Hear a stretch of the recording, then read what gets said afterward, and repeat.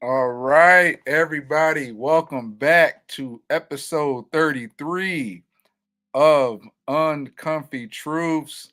I am your co host, Conservative Brother Daily, back with another one with my co pilot, co brother, if you will, brother from another mother, conspiracy brother. How you doing, good sir? Hey, I'm doing good tonight.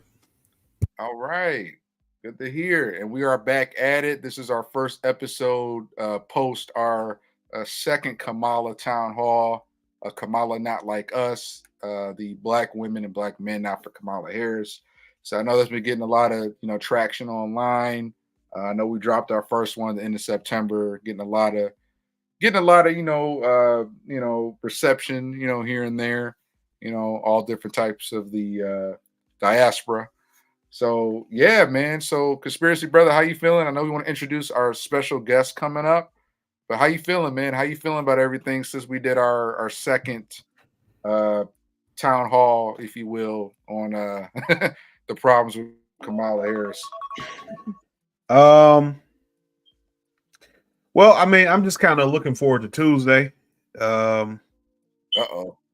you Yeah. know, I feel like one way or the other, it'll be full of surprises.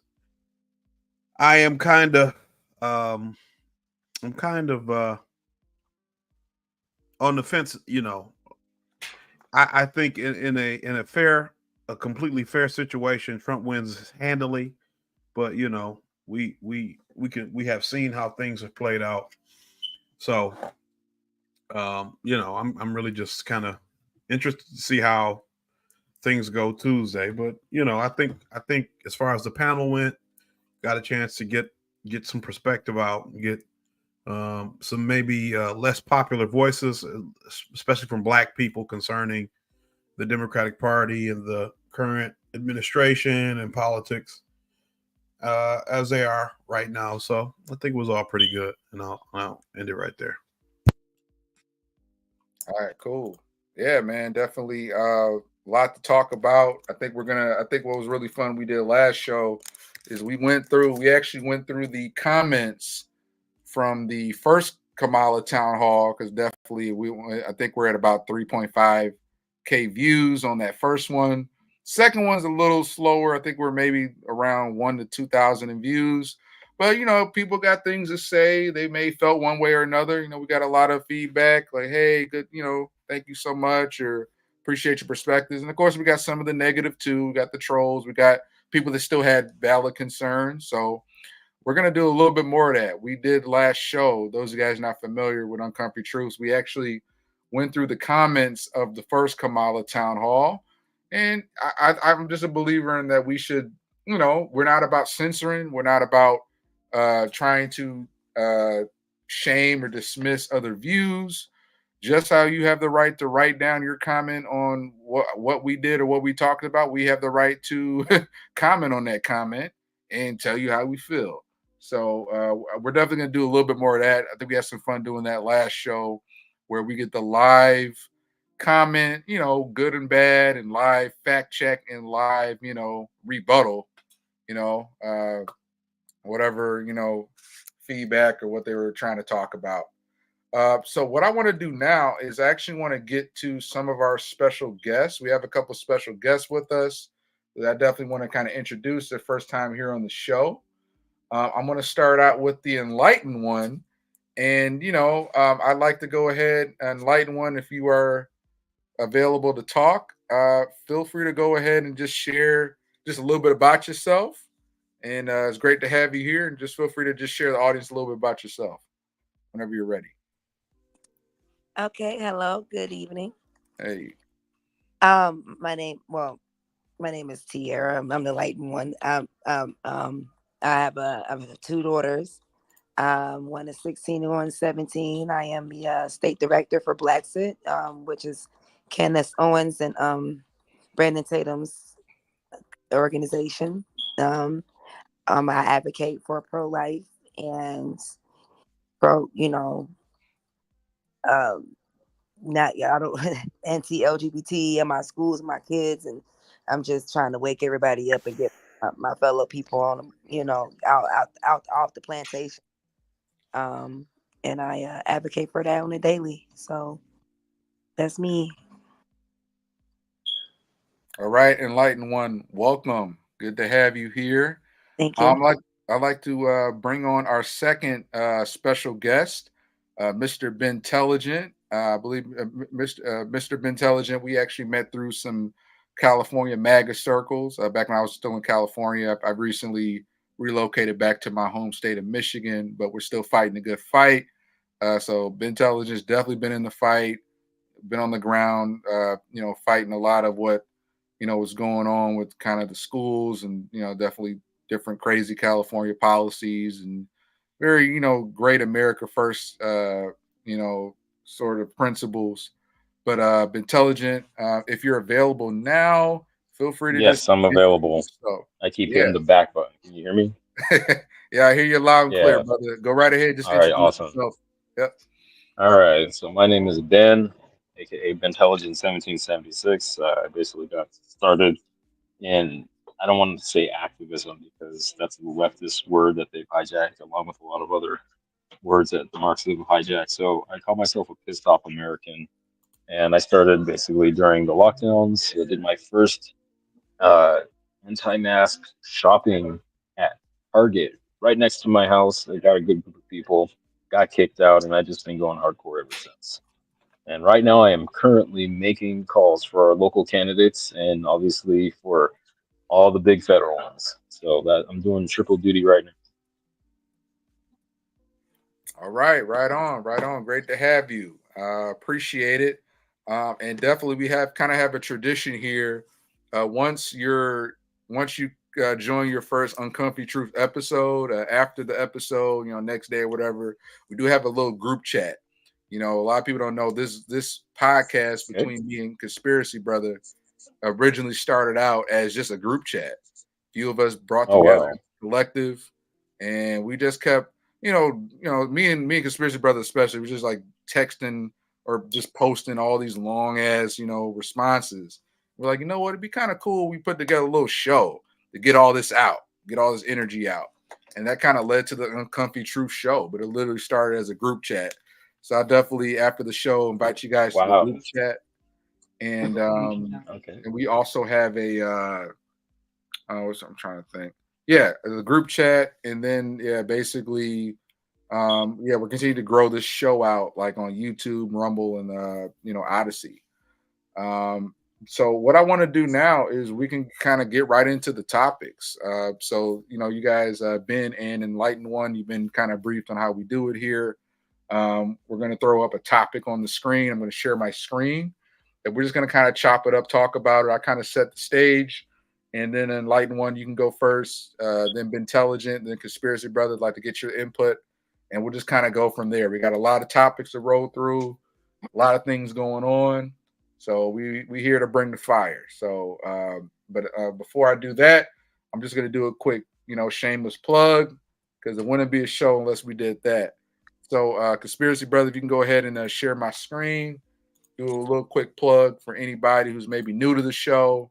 I know we've definitely uh, built up our subscribers. We definitely had a jump of subscribers since our Kamala town hall dropped. So once again, Uncomfy Truths. We currently live stream bi-weekly on Sundays, bi-weekly on Rumble, YouTube, and Odyssey. And what I also meant to mention, Ben and Enlightened One, if you guys had fun with this, you guys want to come back another time. As you can see, we got our Rumble background, we got our channel background with other different guests we've had on the show. So we've been more than happy to have to add your avatar on here. And if you guys want to come and be reoccurring guests, we'll add you guys to our channel background. Because we're all about building a collective, building like minds. So we'll add you to the group chat as well as our channel background. But yeah, guys, anybody who hasn't already been following, you can subscribe, like our Rumble channel. We're also on YouTube, and then of course, since YouTube is very censor heavy, we have a backup on our Odyssey channel as well, and then Rumble. So let's go ahead and get right into the topic. Hot topic right now is Trump's New York City Madison Square Garden rally. So this happened this past week, actually this past Sunday, back in New York, the town that Trump helped build, where there was a star-studded event, a lot of different big names. I think Elon Musk among them, Grant Cardone, I think Vivek. I think a few are kind of missing me, missing my mind right now. But it was a pretty big lineup, and it was historic. And depending on how you feel about Trump or the Republicans, I still got to respect the fact that he was willing to walk back into New York City, New York State, blue New York City, host this event. Over 200,000 people outside of Madison Square Garden that got turned away. I'll say personally, I had a chance to see Trump speak myself at the Coachella Valley before I left California. So there's nothing like a Trump rally, seeing all different people, all different walks of life, all different races. No, there's no white hoods. No, there's no Nazi swastikas or Confederate flags and all that mess. Just everybody coming together. So I thought this was really historic, him doing this. And of course, the media is already coming at it. And, in 1939, Hitler had a rally at MSG, and they're kind of, media's already doing their thing. So I just like to go ahead, starting with Enlightened One, and kind of pass the torch around. What are your thoughts on this rally he did in MSG? Love him or hate Trump, once again, this is pretty historic. So Enlightened One, I'd like you to go first. Go ahead and give us your thoughts on the rally he did, and then how the media is trying to just smear it as like, a Nazi rally. Yeah. Well, that's classic anyways. And I'm going to say it before I start speaking. All of my views are strictly my views, and it has nothing to do with my organization in which I work for, which Brexit. But that being said, I knew that was coming. I kind of didn't think they would stoop that low.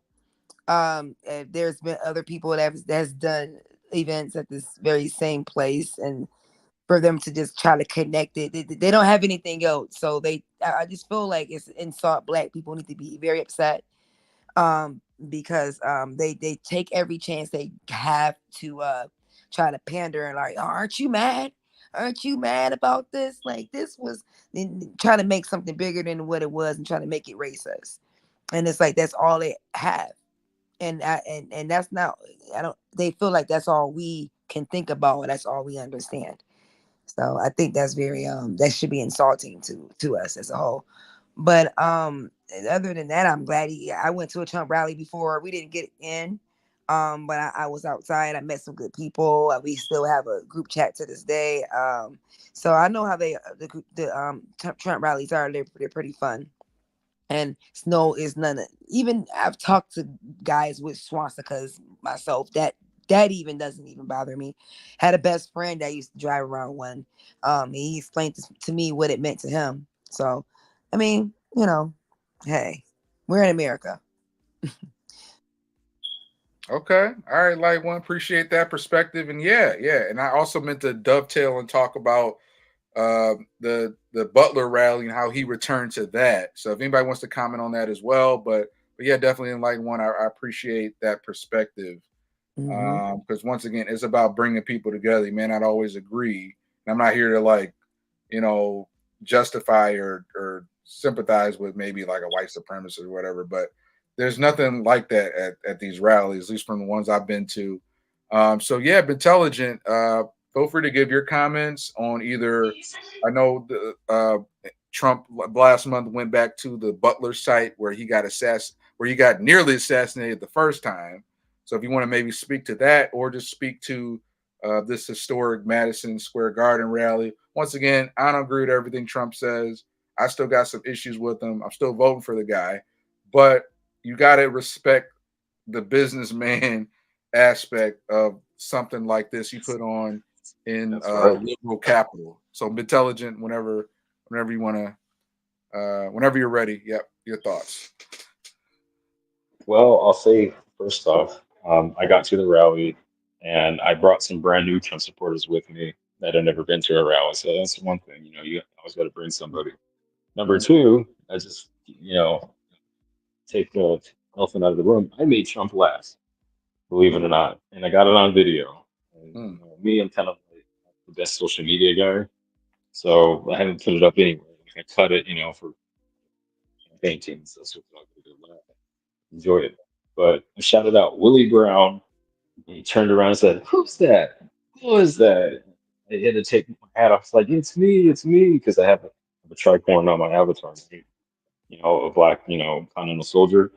So when I took my I took my tricorn off, 'cause I have one in real life, and all Trump sees is a black dude with sunglasses and a do-rag. He's like, "Oh man, only in California." He said it, not me. He said it. It's the funniest thing. So that was my experience at the Trump rally. And I know there was some stuff that happened with the buses, people returning back to the parking lots and stuff. I did not experience that because one of my buddies had the VIP parking, so I just kind of left with him. But yeah, I saw some video, and yeah, we got to get stuff a little more professional. The back end, we can't have to do something. We got to be 100% all the way, the best we can. So yeah, we are not perfect by any means. Trump is not perfect. He is but a man, but he's the man plan to get the job done and make America great again. So yeah, that's about that in a nutshell without droning everybody on and being boring. If you want me to keep going. Yeah, go as long as you want. And just to be clear, you were at the Coachella Valley rally too? The Was that the Coachella, one yeah, you Trumpchella. I was there. Yeah, that's what I'm talking about. Trumpchella, That's yeah, what me I'm too, talking me too. about. Okay, yeah, shout Yeah, I out was at to Trumpchella, baby. Yeah, shout out to California MAGA. That's how me and Ben Intelligent that's first right. met through that organization. Shout out Mindy Pachenak, Mindy and Gerald Pachenak, who run that, as well as Deborah Baber, who's running for a local seat as well. But yeah, good stuff, bro. I appreciate that. Conspiracy brother, once again, your take. Once again, we welcome all different diverse perspectives. I know everybody is in here may not be the biggest fan of Trump, or we all have. I think we all have our own criticisms of Trump as well. But go ahead if you want to give your thoughts on this Trump rally, as far as him having it back in deep blue New York City at Madison Square Garden, brother. Whenever you're ready. Yeah, so I think kind of just to echo some of the similar points that the other panel members made. When you look at, you could say, well, New York's got what 8-9 million people in the city proper, so fill it up Madison Square Garden, even with Republicans or conservatives, shouldn't be hard, especially for somebody like Trump. But I don't know, legitimately, I don't know that you could get that type of support with Kamala Harris, even in New York. And I'm not saying she couldn't fill up the arena. I'm not saying that they wouldn't find a way to do it. But I'm saying to do that in New York as a Republican presidential candidate takes a certain level of popularity, of genuine interest and support that it wouldn't take for the Democrat running. And so I think they have to downplay it because they understand that optically, this is a big deal. You know what I'm saying? She has the Democrats, look at Hillary Clinton compared to Bernie in 2016, Hillary Clinton compared to Trump, Joe Biden compared to Trump in 2020, Joe Biden compared to Trump until he was forced out. The rally sizes have been vastly different. Joe Biden couldn't fill a high school gymnasium. And so Kamala Harris is very similar in that. And so she's managed to do things. She spent millions of dollars attracting celebrities to her events in order to try to gin up support. The Houston rally was, I guess, infamous at this point for bringing Beyonce out and majority of her fans leaving because they expected her to perform, even though she was not ever, what do they say? Slated to perform. Nobody ever even said she was supposed to be there. It was just kind of hinted. And she gave like a 4 or 5 minute speech with a lot of talking points. And so, I think the media, the American electorate is kind of at two different ends of the spectrum. You've got people who are, I guess you could say three. It wouldn't be three ends, but it'd be three perspectives. They're really dumb, and I mean that as nicely as I could say it. That's You nice. got some people who are really dumb. You got some people who are informed. And you got some people who are completely checked out.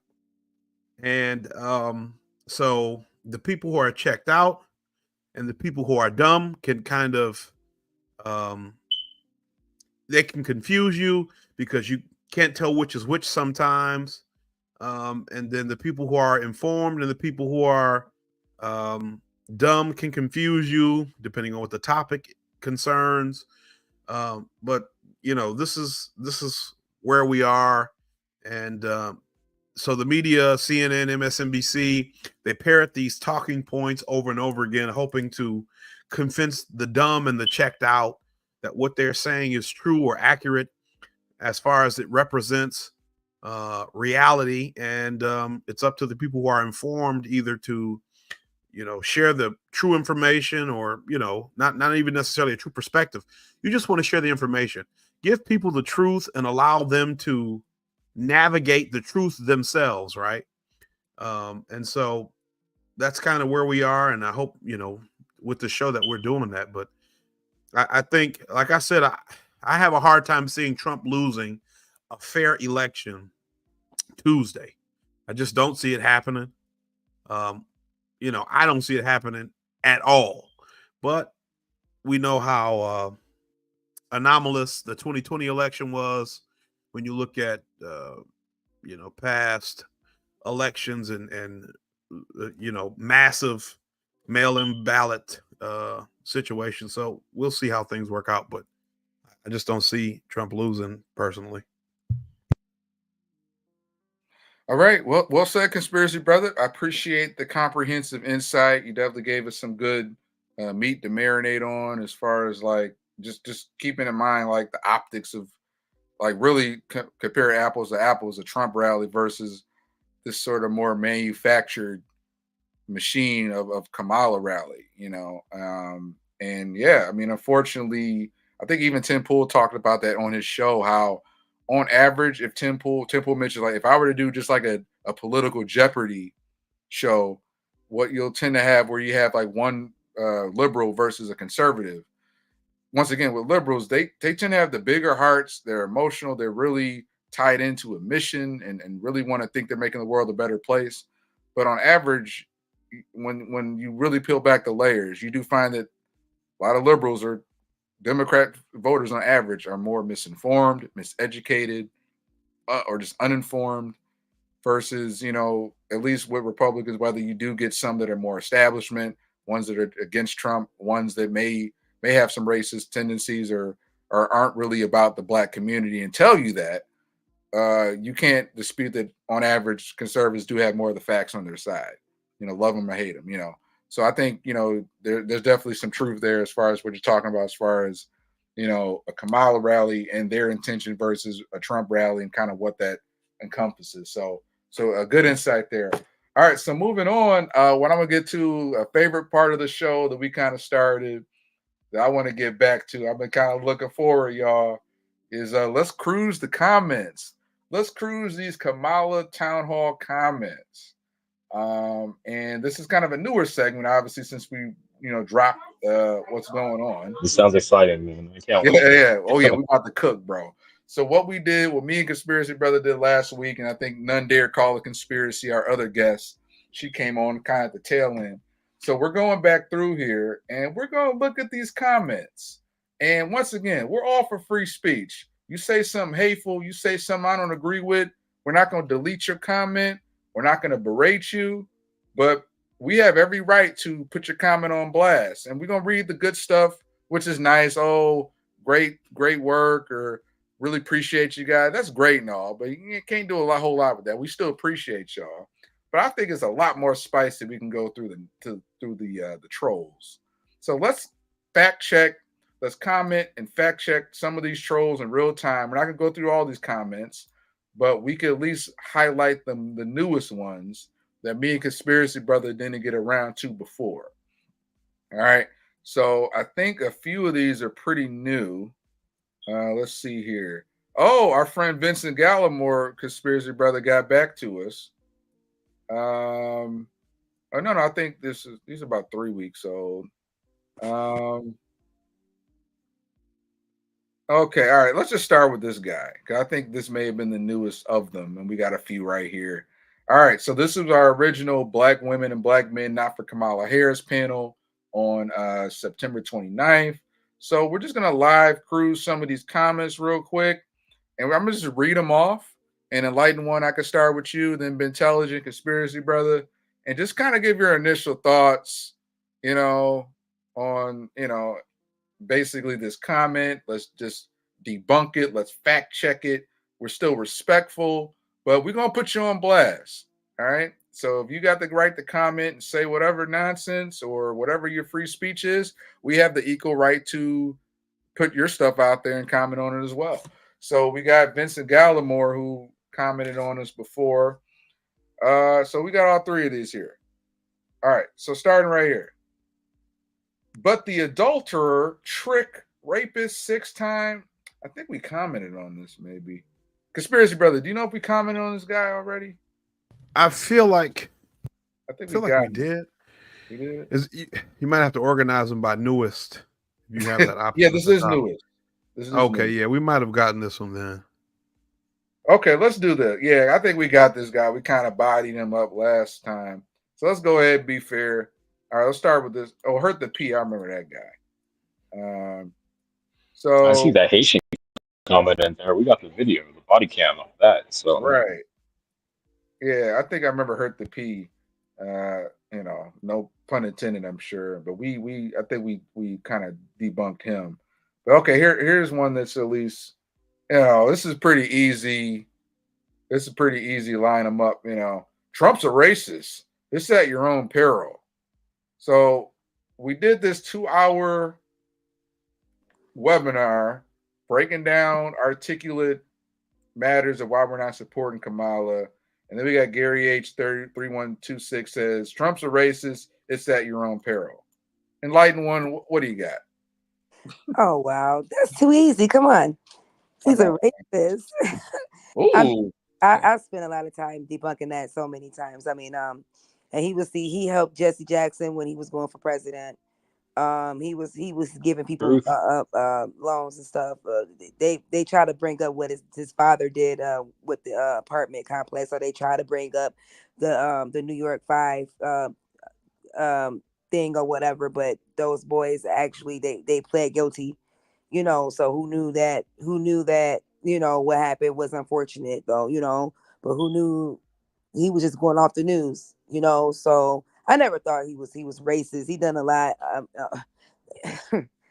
He's done a lot for the Black community while he was in the he was in office. But that's not the reason why I don't think he's racist. Like, before he was in office, everybody loved him. All the rappers rapped about him. He never was questioned to be racist until he ran for president. So I don't think he's racist. If there's things I don't like about him, that's not one of them. Facts. All right, we're gonna keep this speed round going. I've been intelligent. Trump's a racist. It's at your own. Oh man! So everything that she just said with the Central Park Five, them pleading guilty. It's just like, look, if you're only paying attention to the news, right? You don't have any other source of information. They didn't have, the internet like we have it in the palm of our hand those days, right? You're believing basically the mainstream media. It's really all you got, unless you know somebody.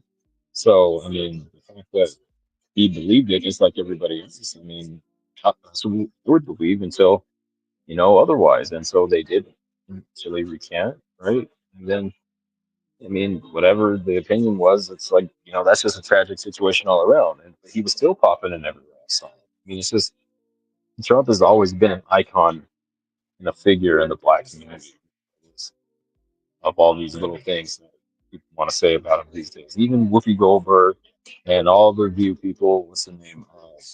The reporter, or whatever her name is, the more famous one. Even they were happy to have him on the View and were giving him hugs and kisses and what's it called. They were just eating him up. They love them, and so the fact that they're now dissonant just shows the disloyalty. So yeah, the fact that people would still try to say he's racist, it's just like I don't even care about that anymore. I mean, if somebody calls one of my white friends racist, I'm gonna be like, hey, that's like my favorite racist person right here. Give them a hug. That's what I do now. I just blow their lids off. I mean, that's what I do. At this point, it doesn't mean anything. The left has become the real racist. They always And been. we didn't even know that. Yeah, 2015 The call. light. They want their insult back. Exactly. Right. I mean, Also I 2016. remember being told, "Hey, you talk too white," trying to black myself up, man. It's just like, yo, I'm trying to like have a good job, trying to, not be a gangbanger. Like parents didn't raise me in the hood for a reason. Family in jail to this day for making bad decisions around the wrong people. I'm very blessed in that. I'm around it, but I mean, dude, this is like certain people, they don't know how blessed they are to not be around it. It's just I can't believe that they try to tell us, oh, you gotta snag your pants and you gotta commit crime to be black. Man, it's just crazy, dude. All that crap is on purpose. Mhm. Amazing. Yeah. And I think also for the sake of time, since this is a pretty basic comment, I think what we'll do is I think we still got a few comments on the second Kamala town hall. So Conspiracy Brother and then anybody else Conspiracy Brother, you go next, and then anybody else wants to piggyback who wants to comment, who wants to at least give their thoughts on these remaining comments. We got Laura Beal Mayor 9293. So tell us, the black community thinks Trump is better off for them than Kamala Harris and Tim Walz, because I would really like to know how and why you come up with that. Big Mitch says there's no way Trump is going to win the election. Okay. And then finally, I kind of respect TT Maz. One says third party, you know. So, Conspiracy Brother, if you want to go ahead and give your thoughts on any of these comments just for the sake of time, and then anybody else wants to piggyback off of that on any of these comments. So, Okay. So like we did the last comment show, I showed articles where Joe Biden bragged about his relationship with Senator Ronald Byrd, Strom Thurmond of South Carolina, Ronald Byrd of West Virginia, and there was a third senator, I believe it was from Alabama.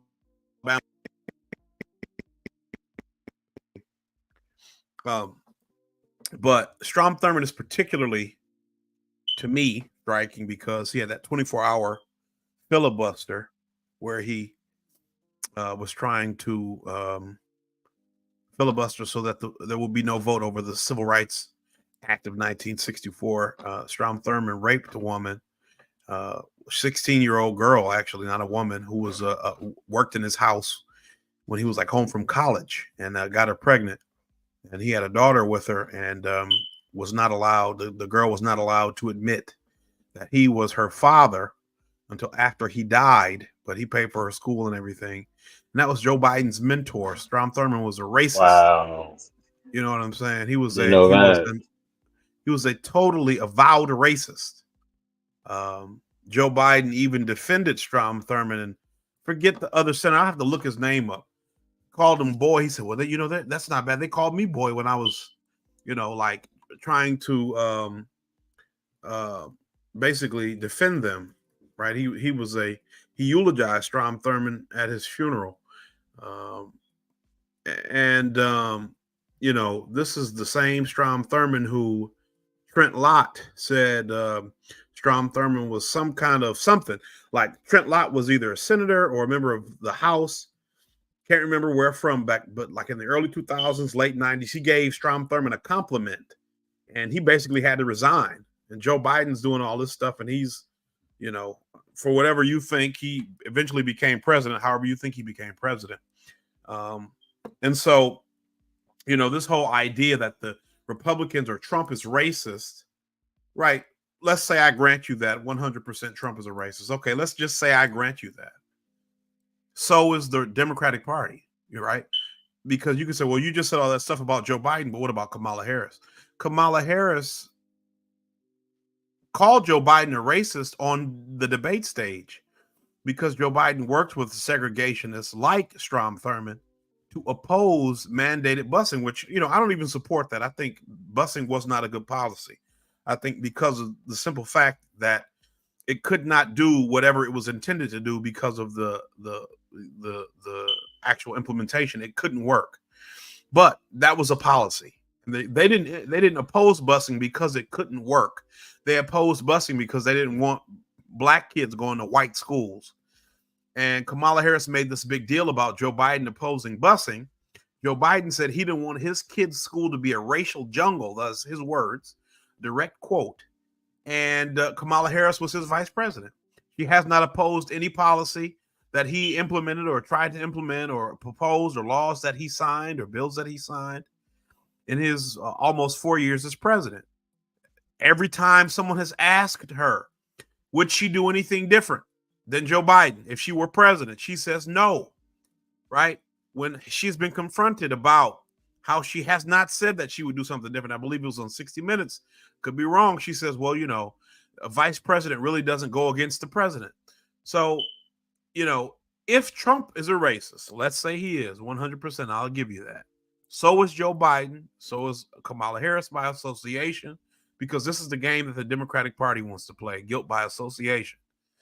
The Democratic Party was built, it was created to be the party of racists. So if we want to go back in history and look at the foundations of America, which I have no problem with, let's be complete and transparent about it. Okay.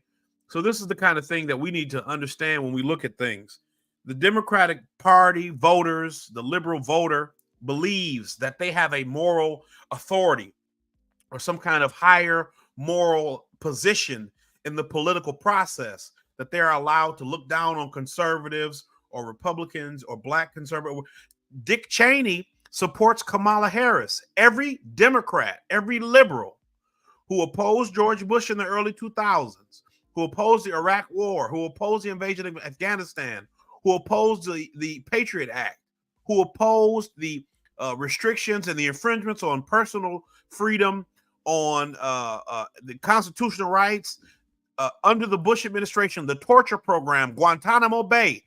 That is a product of Dick Cheney, right? And he supports Kamala Harris. You are just as bad. You're just as racist. You're just as evil. You're as much of a torturer. It doesn't matter. You're not a better person. You need to wake up and at least be willing to acknowledge that you are just as bad. And that is my issue with liberals and Democrats. You want to try to speak to conservatives and Republicans as though you have some type of higher moral authority, and you don't. You're worse. And the reason you're worse is because you can't accept the flaws of your political candidates and the people you support. You're worse because you think you're better, and you're not. At best, you're the same. That's why they try to take down them statues, trying to hide their history. Right. These are people, and I just want to be, you know, we talked about it. Ronald Byrd was a member. He was a leader. He was the, what do we say? He was the eternal cyclops of the Ku Klux Klan in West Virginia. And they have tried to clean it up and say that he did that because he was he had just moved to a new town and he was trying to make friends. What are you saying? I'm not playing. Wow. I'm not kidding. You see what I'm saying? What if, since, you know, we talked about the swastikas earlier, what if a person was to say that, hey, I just moved to this town in Germany in 1930 and everybody was killing Jews, so I thought I just had to jump on the bandwagon.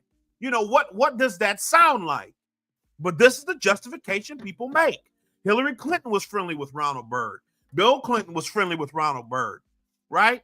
Bill Clinton put to death a black man who had shot himself in the head, had mental everybody who had, even white people in Arkansas thought that it was heavy-handed of him to put this man to death. But Bill Clinton did it because he wanted to show that Democrats could be tough on crime, right? And you supported him. All you Democrats and liberals, and you support him to this day. The person talked about Trump being a rapist or whatever.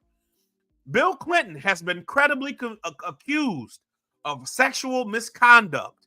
Monica Lewinsky, that relationship, by the rules of the current left, by the rules of the liberal party today, the relationship between Bill Clinton and Monica Lewinsky could not be consensual because he had a power dynamic over her. Right? And I got to interject, conspiracy brother. I know you cooking right now, but I got to interject while we're on the Bill Clinton tip on Paula Jones and all these other women that came forth in the mid 90s, and a lot of the history paper trail of Hillary Clinton and her cronies reaching out to these women, intimidating, threatening, paying off multiple women. He was the pre-Me Too of the 90s, yet a lot of these feminists, these third wave or maybe it was second wave feminists in the 90s that just locked in step, sat behind Bill Clinton or just shut up because, oh, we need to get a liberal back in the White House because, at that point it was 8 years of Reagan, 4 years of Bush Sr. And they got no smoke. They got no smoke for Kamala's husband. Where are all the Me Too warriors at with Kamala's husband? Where are all the believe all women? These women coming out for Doug Benoff or whatever his name is. But no, just how with Bill Clinton and they got the marching orders like y'all Negroes or all y'all angry feminists need to get in line behind Bill Clinton, even though Paula Jones, all these other women he assaulted or got with, y'all now they all stepping in line for Kamala Harris the same way. Shut up about her husband. Whatever allegation she had, don't believe all women this time, step in line. So we're seeing that same thing again. But I just want to interject that point, conspiracy brother. But exactly. Point. Yeah. Exactly. All facts. He's been on Jeffrey Epstein's plane 20-some times. In the flight logs, you can see this. And he's still out campaigning for Kamala Harris. And nobody said, hey, dude, maybe you should sit this one out. Hey, maybe you should just chill. Yeah, chill out. Maybe you're not the best person to be talking right now. Nobody has anything to say, right? Joe Biden, credibly accused of sexual assault against Tara Reid. Tara Reid moved to Russia to get away from the persecution of Joe Biden. They released evidence showing that her mother called into Larry King in the 90s to ask his advice about what she should do because her daughter works for a prominent senator and she has been sexually assaulted by that senator. And you still, Alyssa Milano and Me Too. Alyssa Milano took Me Too out of her Twitter bio. She took Believe Women out of her Twitter bio. About time. Okay? You people do not have any credibility. None, zero, none at all. Okay? None. As far as racism or sexism or sexual assault or rape, none of it. You don't have any. And you refuse to acknowledge that. I'll leave it there. I was going to comment on this other one that says, tell the black community why Trump is better. I think we've already. I'll just say this.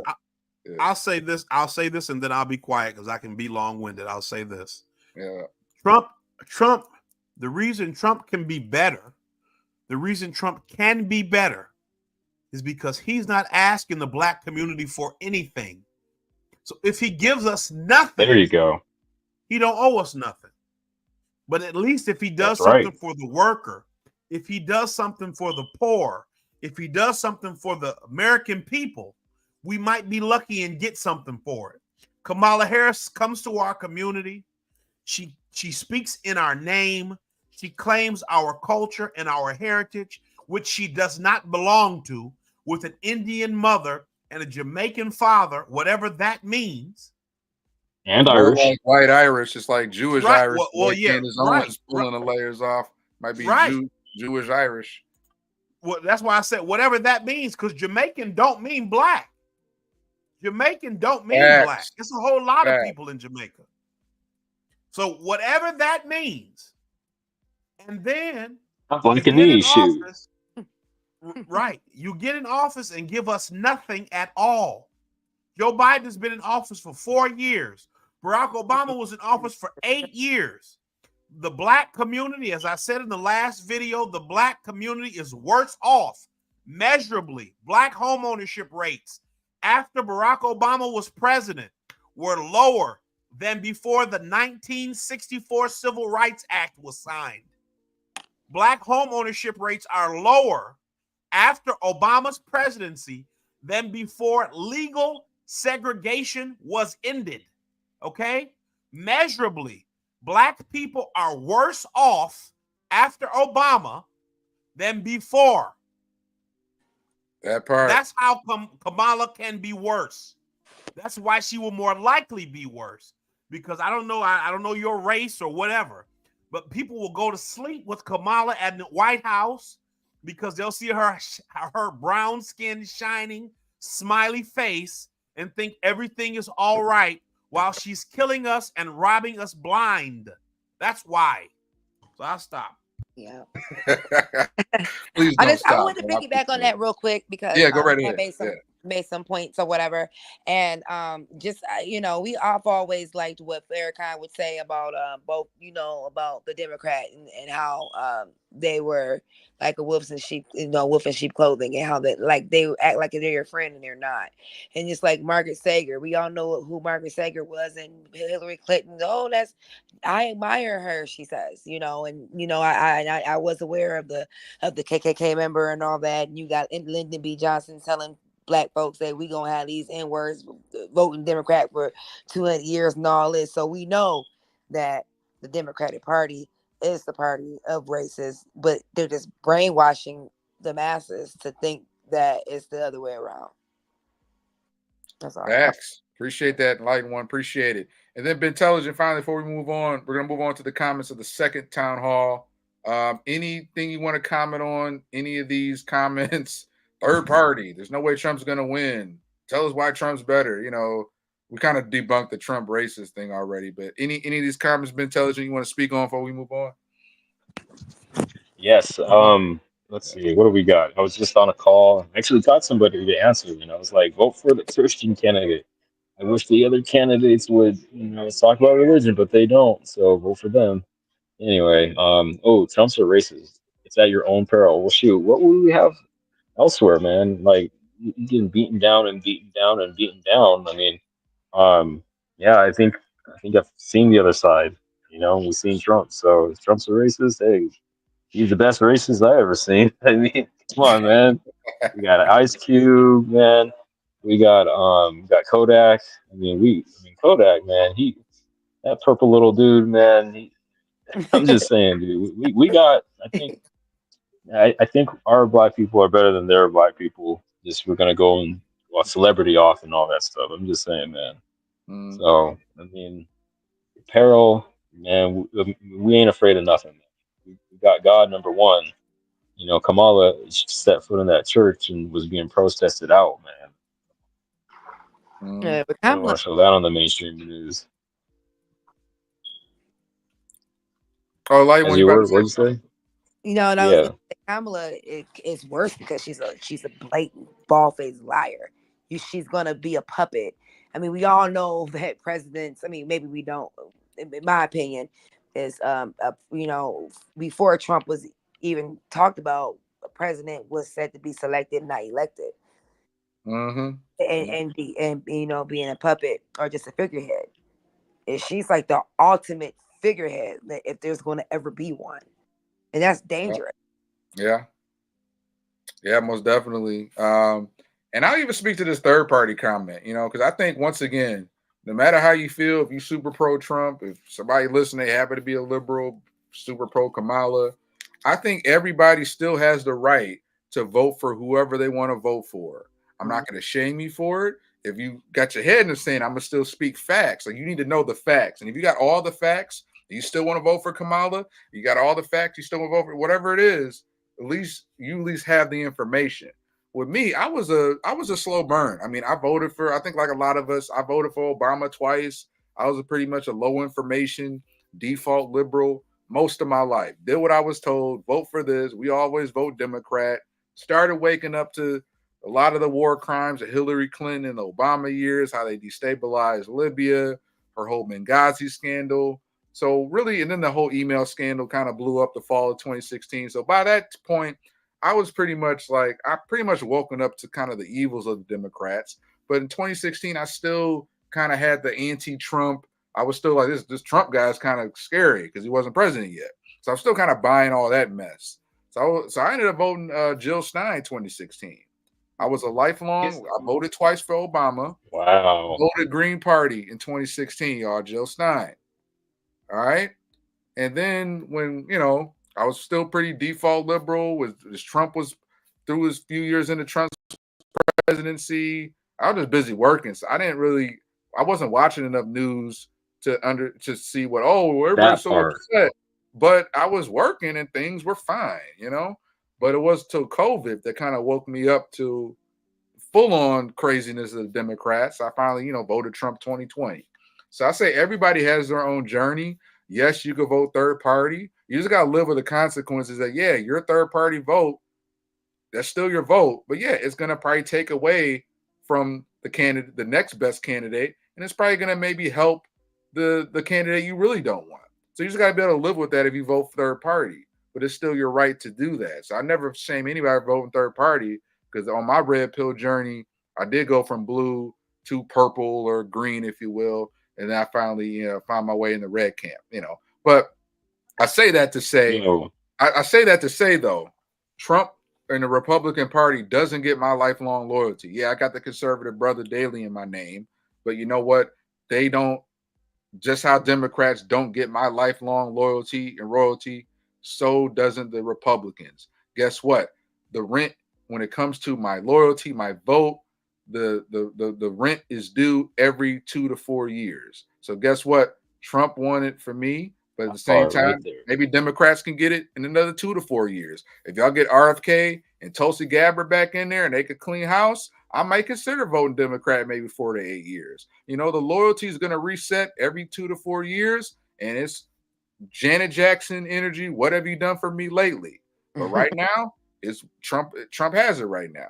But does that mean I'm never going to vote Democrat? You never know. So I think if people have more of that mentality instead of living with I'm Democrat, I'm black, all I know is Democrat, all I know is Republican, I think we'd be in a much better place versus having a what have you done for me energy for all these parties. So I'm gonna just leave it there. But intelligent, but like hopefully now that we all know better, we can work on getting rid of the two-party system altogether. Yes, just get back to the Constitution. Yeah, but I mean, let me just go back to my 2020, bro. I remember all the stories about racism, this, that, discrimination, whatever, bro. Like, I wore an angel hat to go vote for Trump in 2020. Okay, I wore an angel's hat, bro. And they tried to not let me vote. Okay, they did not want to give me my ballot. I had the mask in my hand, whatever, bro. They did not want to give me my ballot. I had never felt like actual discrimination, like for real, until that moment. I freaking put that face diaper on my face just to get my ballot, took it off immediately, and I thought they were going to try to snatch me up and lynch my black ass. They had this big old fat, I don't know, 6'4" dude standing behind me and intimidating me. I I felt very discriminated. They were chanting. They were like, all because I came in with a red hat. I guarantee you, if I didn't have that hat, they wouldn't have cared. I guarantee it. Yeah, they do a lot of I had never felt discrimination until then. So now I got that actual chip, that actual experience, and some other one. That was like my first time like feeling like real discrimination. And at the polling place of all places. Like, come on. So yeah, the Democrats are the real racists. And see, that's the thing about it. Because they have this morality complex, they don't see how racist they are. Right? They don't actually see like, oh, maybe we're the bad guys here. And that's the danger. at the very least, they don't consider We're the baddies. yeah, like they don't even consider maybe this is what those folks were doing in the history books back in the 30s and the 40s and the 50s and the 60s, why they even needed a voting rights act in the first place. Like maybe this, even That optically, part. maybe this doesn't look good. Maybe we shouldn't be doing this just because it doesn't look good. If somebody was to just walk by and see us, it would look kind of bad. And so they don't even, because they have a morality complex, they have a superiority complex. They know that their views are superior to conservative or Republican or even perceived conservative and Republican voters' views and opinions and thoughts, that they don't consider anybody else or any other way. And so they just do whatever they want to do. It is the craziest thing, right? The craziest thing. But this is where we are. I'm sorry, guys. I did not mean to do that. All good. I was just about to message you. Wasn't sure. But great point, conspiracy brother. Great point. Yeah, I think we kind of debunked that to death.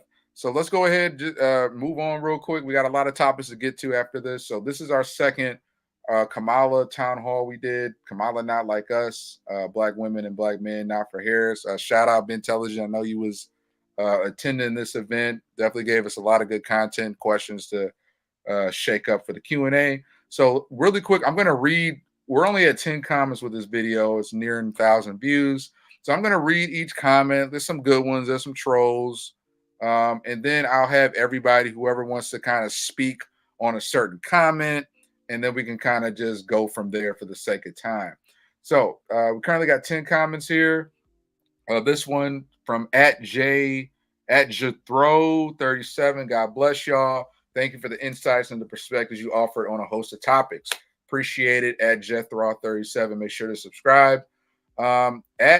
@O'Brien Tribe 385. Trump's is Agenda 47, not Project 2025. Thank you. We've been preaching that for a minute now. Me too. But the libs love to do that. Even had at the DNC, one of the speakers came up with Project 25. Like they had this giant witch's spell book, as if Project 2025 was like brought down like the 10 Commandments. So she showed this big ass book. She threw it on the podium.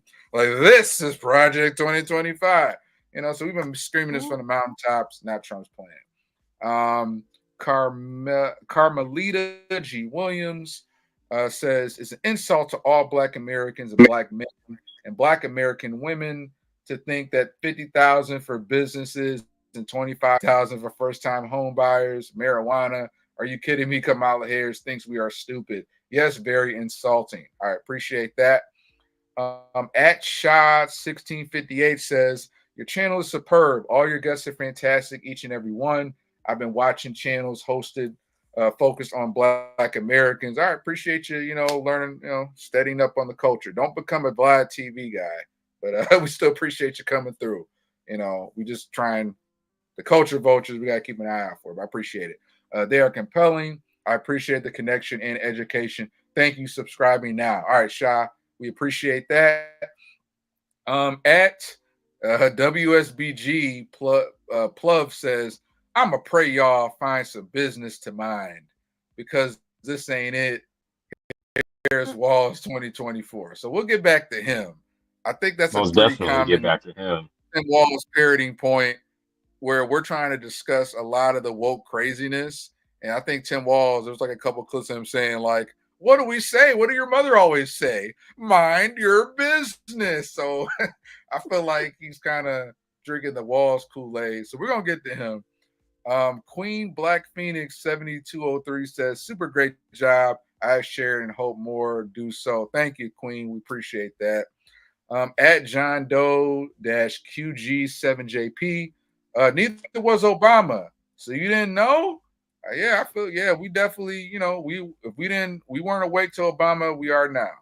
So definitely appreciate that. Obama, Kamala is Obama in sheep's clothing, I believe. Malawi Evangelical. I'm not going to attempt to say all that, but at Mala says, I pray that your channel will grow because you are speaking the truth. Appreciate that. Can I please join your group? I am a retired registry nurse and missionary evangelist. And then finally says, great group. I appreciate that. All you got to do is we are open to collaboration. Please send inquiries. But I'll do this now, y'all. I ain't gonna do it later. To our uncomfy truths 22@gmail.com. All right. So I'm gonna open up the floor. Anybody who wants to comment on any of these comments, feel free to go right ahead. I think we got a nice little ripe one here. A lot of these are mainly positive. But anybody wants to comment, maybe on this guy, mind your own business because this ain't it. Guess feel free. Floor is open. Let's debunk this guy. Whoever wants to go. Well, what's to say? well, I would say I'm minding my business. I'm doing just that. Then I think he needs to read a book and get informed. That's all I got to say about that. All right, fair enough. All right, Bentelligent. Anything you got? Anything you got? I mean, not much we can say for positive. Yo, We appreciate minding it. my business. We could be here all day, so I'm just making Yeah. it quick. They made it our business when they came after the kids, when they locked us down and I couldn't go to the bar anymore. Remember the lockdowns when like they had the little club thing or whatever where you had to come into the mask and you sat down and they play music and you have some food or whatever, you're sitting there, man. They made it my business when they launched that. Sorry. They Yeah, made it my business. Now here I And am. Tim Walz, the piggyback off that, Tim Walz, he was one of the most radical lockdown governors. This was a guy who not only had a COVID snitch hotline, people can call in, oh, they neighbors, they got people over there gathering. A snitch hotline. There's videos of police marching down the street like it's martial law, shooting paintball guns or paintball pellets at people that are in the house. So I'm sorry, but we're minding our own business, but you're the one being this authoritarian. So yeah, a good point. That part, that's the word, Yeah, authoritarian. Yes. they're pushing. They push the wokeness on the schools and the kids. And I'm sorry, I'm in my own house, minding my own business. You shooting paintballs through my window, and then telling me, and then you got my neighbors snitching on me. So last time I checked, you got a snitch hotline. That neighbor needs to mind their own damn business and wear a mask in their own house instead of worrying about who I got over at my house. So yeah, that's just straight hypocrisy right there. That part. Conspiracy brother. Anything to cook on these niggas, man. Yeah. So, well, this is the hypocrisy, right? And this is what, this is the thing you kind of notice about these people. You want me to find business because I'm making a commentary on a person running for president in a country that I live in, that I am a citizen of. You want me to find business. What other business should I be finding? Right? But if I show you the text messages on my phone of people saying, hey, we need you to vote. Kamala Harris, Tim Walz, they're doing this. We need you to vote. Detroit, Michigan, we need you to go early vote or come here or go there. You can get $200. You can get $400. It would be, I've gotten more text messages from this voting cycle than I've ever gotten in the previous voting cycles combined. But you want to tell me to find business because you don't agree with what I'm saying. This is the hypocrisy, right? When you talk about totalitarian or fascism or authoritarianism, this is the left. This is who they are. Pretty much, not every single thing, but pretty much everything you see the Democratic Party or liberals say is a projection of their own feelings and actions. Hillary Clinton said that about the Russians. She said whatever they do, they project it onto others. It's a Russian tactic. She said something like that around 2016 when she was saying Trump won because of Russian collusion. But that she was telling herself because that's what the Democrats do. whatever you do, whatever they're doing, they accuse you of doing it. And they get the media apparatus and everybody to just scream it from every corner to drown you out so that it seems like the truth. Because like I've said it before on this show, they know that for most people, whatever they hear first, they are more likely to believe is true, even with evidence that contradicts that, what they heard. They'll believe what they heard first to be true. Same thing here. You have this hypocrite here. There's a saying: easier to fool someone than to show someone that they've been fooled, right? Correct. Yeah. Correct. And so that's what this is here. You have this hypocrite here who, under normal circumstances, who want, black people got to be involved in politics. But when I don't agree with what your politics are now you want me to find some business, right? This is just silly hypocrisy. Yeah. You can't take these people serious.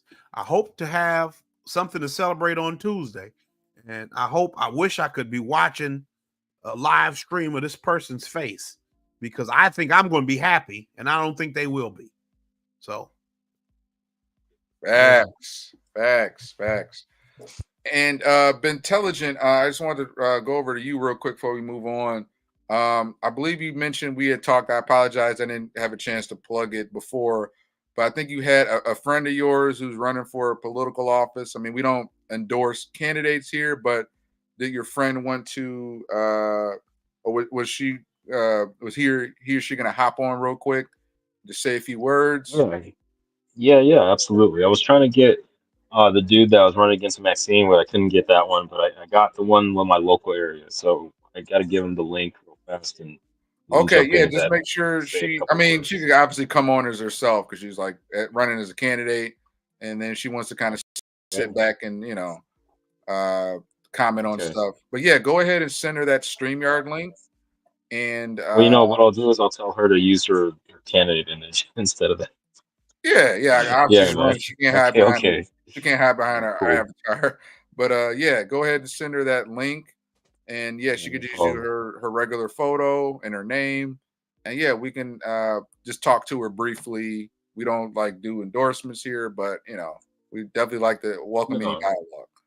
Appreciate that. Yeah, no, it's just under the perspective of, because obviously politics, unfortunately, is racialized. And so we're over here, we learn our Dallas in Chinese, Spanish, and trying to figure out other Russians.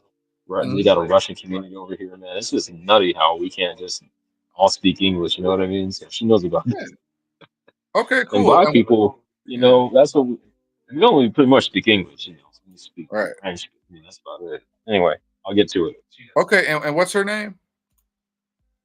Jessica Martinez. Martinez. All right, cool. So yes, sir. So we're gonna continue the show. Shortly. Can she hop on right now, or does she need a few minutes? She's ready. You just got to send me the link and tell her to use her actual. Okay, I'm gonna just set up this next topic, and then once she hops on, we could pivot to her real quick. Give her the floor for a few, if that's okay with everybody. But yeah, let's go. Say one more thing about the hypocrisy, because go right ahead. People that I'm talking to, they always say Trump is a threat to democracy and all this. And the only time I've ever really witnessed a threat to my democracy was when they was trying to put a vaccine in my arm that I had no clue what it was, and I was going to lose my job. So I just want to throw it out there too, because like we said, projection. It's like they'll point the finger at, you're doing this, you're a threat to democracy, this and that, and they're the ones that are the actual threats. Yeah, exactly. And so yeah, Walls, you didn't mind your own business when I had no choice. It was either the jab or my job. Yeah. To take this experimental vaccine that was pushed through emergency authorization. Didn't have a choice. Kept toting that, you'll be able to decide whether you want to take it or not, and that wasn't the case. So facts. That's just one of 10 examples I'm sure we can all give. So yeah, all right. So moving forward until our other guest joins us, we have right here the Donald Trump interview, the big one, the Joe Rogan. I don't know if anybody had a chance to watch it. I listened to it a few days ago. Pretty epic. I think it did exceed some of my expectations. I wish there were some things they did a little bit more of a deep dive on, but you can't get to everything, you know. But yeah, I just like to kind of go around the horn.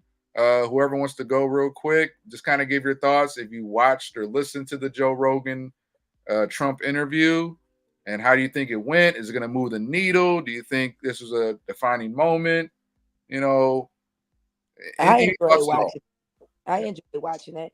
My favorite part was when they were talking about Russia and the foreign leaders and how Kamala just not gonna probably be able. She's not gonna be able to face these world leaders like he was able to. And I like when they were talking about just when he got shot, and he just had a very good attitude about that. I mean, and they didn't get deep into everything, but I kind of like that part though. It was like it didn't have to be so political. Just getting to know Trump and having a regular conversation was, I think that was clever. They got like 40 million views last time I checked. I'm pretty sure it went up. Yeah, most definitely. I definitely got a lot out of it. I thought it was genius. Not only the interview, because it just kind of goes to show. Once again, love or hate the guy, I still got plenty of criticism with Trump. I've said that over and over again. But there's something about Trump having this willingness to go wherever the attention is, no matter how much the odds isn't in his favor. The June debate, I kept saying, man, they're gonna lay out the trap for Trump. Why is he agreeing to all this red tape and debating one hand behind his back? He still went through with it. He still went through the fire. He's gone and done more interviews, more of these young Gen Z podcasts. And then you look at Kamala, who got installed and spent the first 40 days of this half campaign that she had hiding from the media, not giving interviews. She finally did like a joint interview with her Walls handler right next to her. There's something about that people can't even grasp. That Mhm. someone who's not afraid, who goes, talks to the media, a very unfriendly media on top of that, versus someone who is protected and shielded by it. And then the fact was very brilliant that Kamala turned down the Joe Rogan interview because Joe's like, no, I'm not doing a 1 hour interview.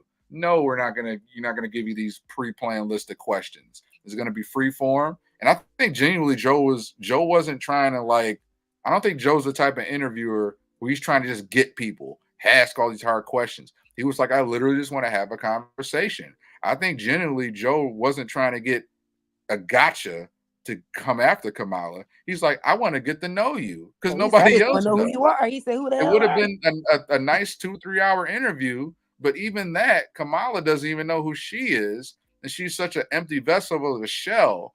Even that, even like a pretty non-hostile environment of like, yeah, you just have to talk and be a human for 2 hours or 3 hours. That wasn't enough for Kamala. And then of course JD comes in there a few days later brilliantly and takes Kamala's spot. Like, so that's what I got. That were my thoughts on it. I mean, if anybody else wants to comment on it, that just really goes to show, it really goes to show, like, it speaks volumes. That's all I'm gonna say. But whoever wants to kind of comment on this story, feel free. Be intelligent or conspiracy, brother. I I hadn't got the chance to finish listening to it. I think I'm about halfway done. But I mean, it's the kind of thing that I think only helps him because you get the chance to hear him in a completely unscripted and natural environment, and you get to see the kind of person he is, and it makes him much more likable and seemingly approachable. And I don't think Kamala Harris can pull that off. Like you talked about, for 3 hours sitting there trying to have a essentially stream of consciousness conversation with Joe Rogan. And I don't necessarily think he would ask difficult questions, right? But she has trouble with easy questions being asked by um, you know, complimentary media, right? The 60 Minutes interview where they even edited the footage to make her seem better than she did, you know, she didn't do a good job with the Even that one was a struggle. That was a right. struggle. All though. these different media outlets have been difficult for her. When she had an interview with Angela Rye in 2020, it was difficult, right? It was not easy. It looks like we've got someone just showed up. They just left out. So when she That was comes me. back, I'm just trying to look at okay. the whatchamacallit so I can help the candidates out. She should be jumping in now. Okay, yeah, we'll be we'll give her the floor once she arrives. But yeah, conspiracy brother. Yeah. But yeah, I just so when you look at the trajectory of the Kamala Harris campaign, the Democratic Party from 2016 essentially tried to, I mean, even if you really look at 2008, if I'm not mistaken, only 3 people ran. Maybe I'm mistaken. Maybe it was more than 3 people. I guess no, it was more than 3 people. I can't remember. Because I know Joe Biden did run. But it ended up being John Edwards, Barack Obama, and Hillary Clinton. And then, Obama won 2 terms. And then Hillary Clinton and Bernie Sanders. It was supposed to essentially be a coronation for Hillary Clinton. She lost. Then Joe Biden ran in 2020. And, they manipulated the primary for him to win. And then Kamala Harris ran, or is running now. And they again tried to, so I got her here. It says no devices connected, but she's whenever she's ready, I'll put her into the I'll put her on the screen. But she, Okay. they ran her so late into the process, didn't have a primary, and I think they tried to do the reverse Hillary Clinton, or not the reverse, but they tried to essentially expose her so little to the public that they would support her, because they realized the more Hillary Clinton was exposed, the least popular the less popular she was. So they tried to do that with Kamala Harris. But what's happening is, with her also being left out of the public eye, she's losing support still, because people are forgetting about her. So they're trying to balance this out, and they really can't balance it out. And because they didn't have a legitimate primary, they don't have a better option, right? They didn't have an organic process to elect or select somebody. It was just manipulation and a coup. So, she couldn't do this. She couldn't do a 3-hour podcast. It just wouldn't happen. It wouldn't be anything anybody wanted to hear. Right. It wouldn't be anything that anybody would, she would just laugh and make weird comments. And she does this weird sound when somebody asks her questions that she's not prepared for, where it sounds like she's choking on water or something. And it's just, she's got a lot of weird tics that for 3 hours, you'd really start to notice. And so I don't know. It'll probably be the first of his interview in history where Joe Rogan had cut it short. Like, all right, let's just yeah. Hold on, y'all. Y'all didn't see her going Shay Shay? Oh no, I didn't watch that one. I didn't get a chance to watch it. I didn't have I don't know if I got the stomach to watch that. Oh, I could. It is very. Jessica's in now. But yeah. All right. Okay, great. All right, y'all. Well, Uncomfy, once again, those of you guys that are watching for the first time, welcome back to Uncomfy Truths. We're a political talk show every streaming bi-weekly on Wednesdays with myself, Conservative Brother Daily, and co-host Conspiracy Brother. We've been going since 2022. We live stream on Rumble, Odyssey, and YouTube. And once again, make sure to subscribe, like, comment. Our most recent videos have been going a little viral with our Kamala town halls. So we appreciate you guys. Make sure you subscribe, like. And we have a special guest. I'll pass the mic over to Bentelligent, our guest. She just dropped. Oh, she did? Here she's back. Yeah, here she's back. Okay, great. So we have Jessica Martinez, who is a current local, I assume California candidate for a local position. who is joining us, and we just want to give the floor, just out of respect, to our, a friend of she's a friend of friend of the show, Bentelligent. So, Bentelligent, if you want to go ahead and introduce us to your friend Jessica Martinez. Hi, everybody. This is Jessica Martinez, not me. That's Jessica. I'm just introducing her. She was a local city councilwoman, and now she's running again for state assembly. And she, Bible believing, God fearing patriot, and wants to protect kids and get the inflation down. So, give the floor to her. Speak for herself. You ready over there? Can you hear me? Can you hear us, Jessica? And Jessica, If if you not, I want, can. we can't seem to see your photo. So I mean, obviously, since you're running for office, you can just be on camera if you like. We can't really seem to see your photo. Oh, I think we lost her again. Yeah, I'll help her out with that. Because I was hitting the back button a bunch too, kicking myself out. So make sure Okay. Oh, we lost that's lost facilitated. Enlightened one too. We're getting. Yeah, if you hit the back button, it kicks you out. Yeah. Oh, Don't I'm hit the here. back button. Yeah, don't hit the back button. Can Yeah. you hear me? Yeah, Yeah, you're back. We can't see your loud and photo, clear. but you're back. You can upload it. I think you can upload it while you're on here. Oh, So I don't know how, because from my end I see my photo, so I don't know what I would do because okay. it's here for me. Yeah, we just don't see it on your end, but that's okay.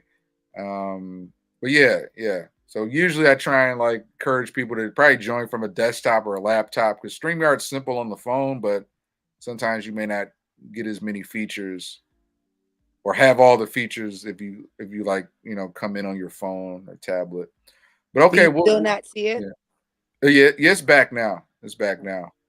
So Click yeah, on off of it. Oh, I'm sorry. Go ahead. no, you're back. Yeah, you're back, but we lost Jessica again. So let's go on to the next topic, and then once Jessica gets back, we'll have her talk, kind of give her sort of introduction, and then Jessica's welcome to stay the rest of the show and hang out, and we'll discuss each topic, and she can kind of give her thoughts. But until she gets back, let's go ahead and go to the next topic.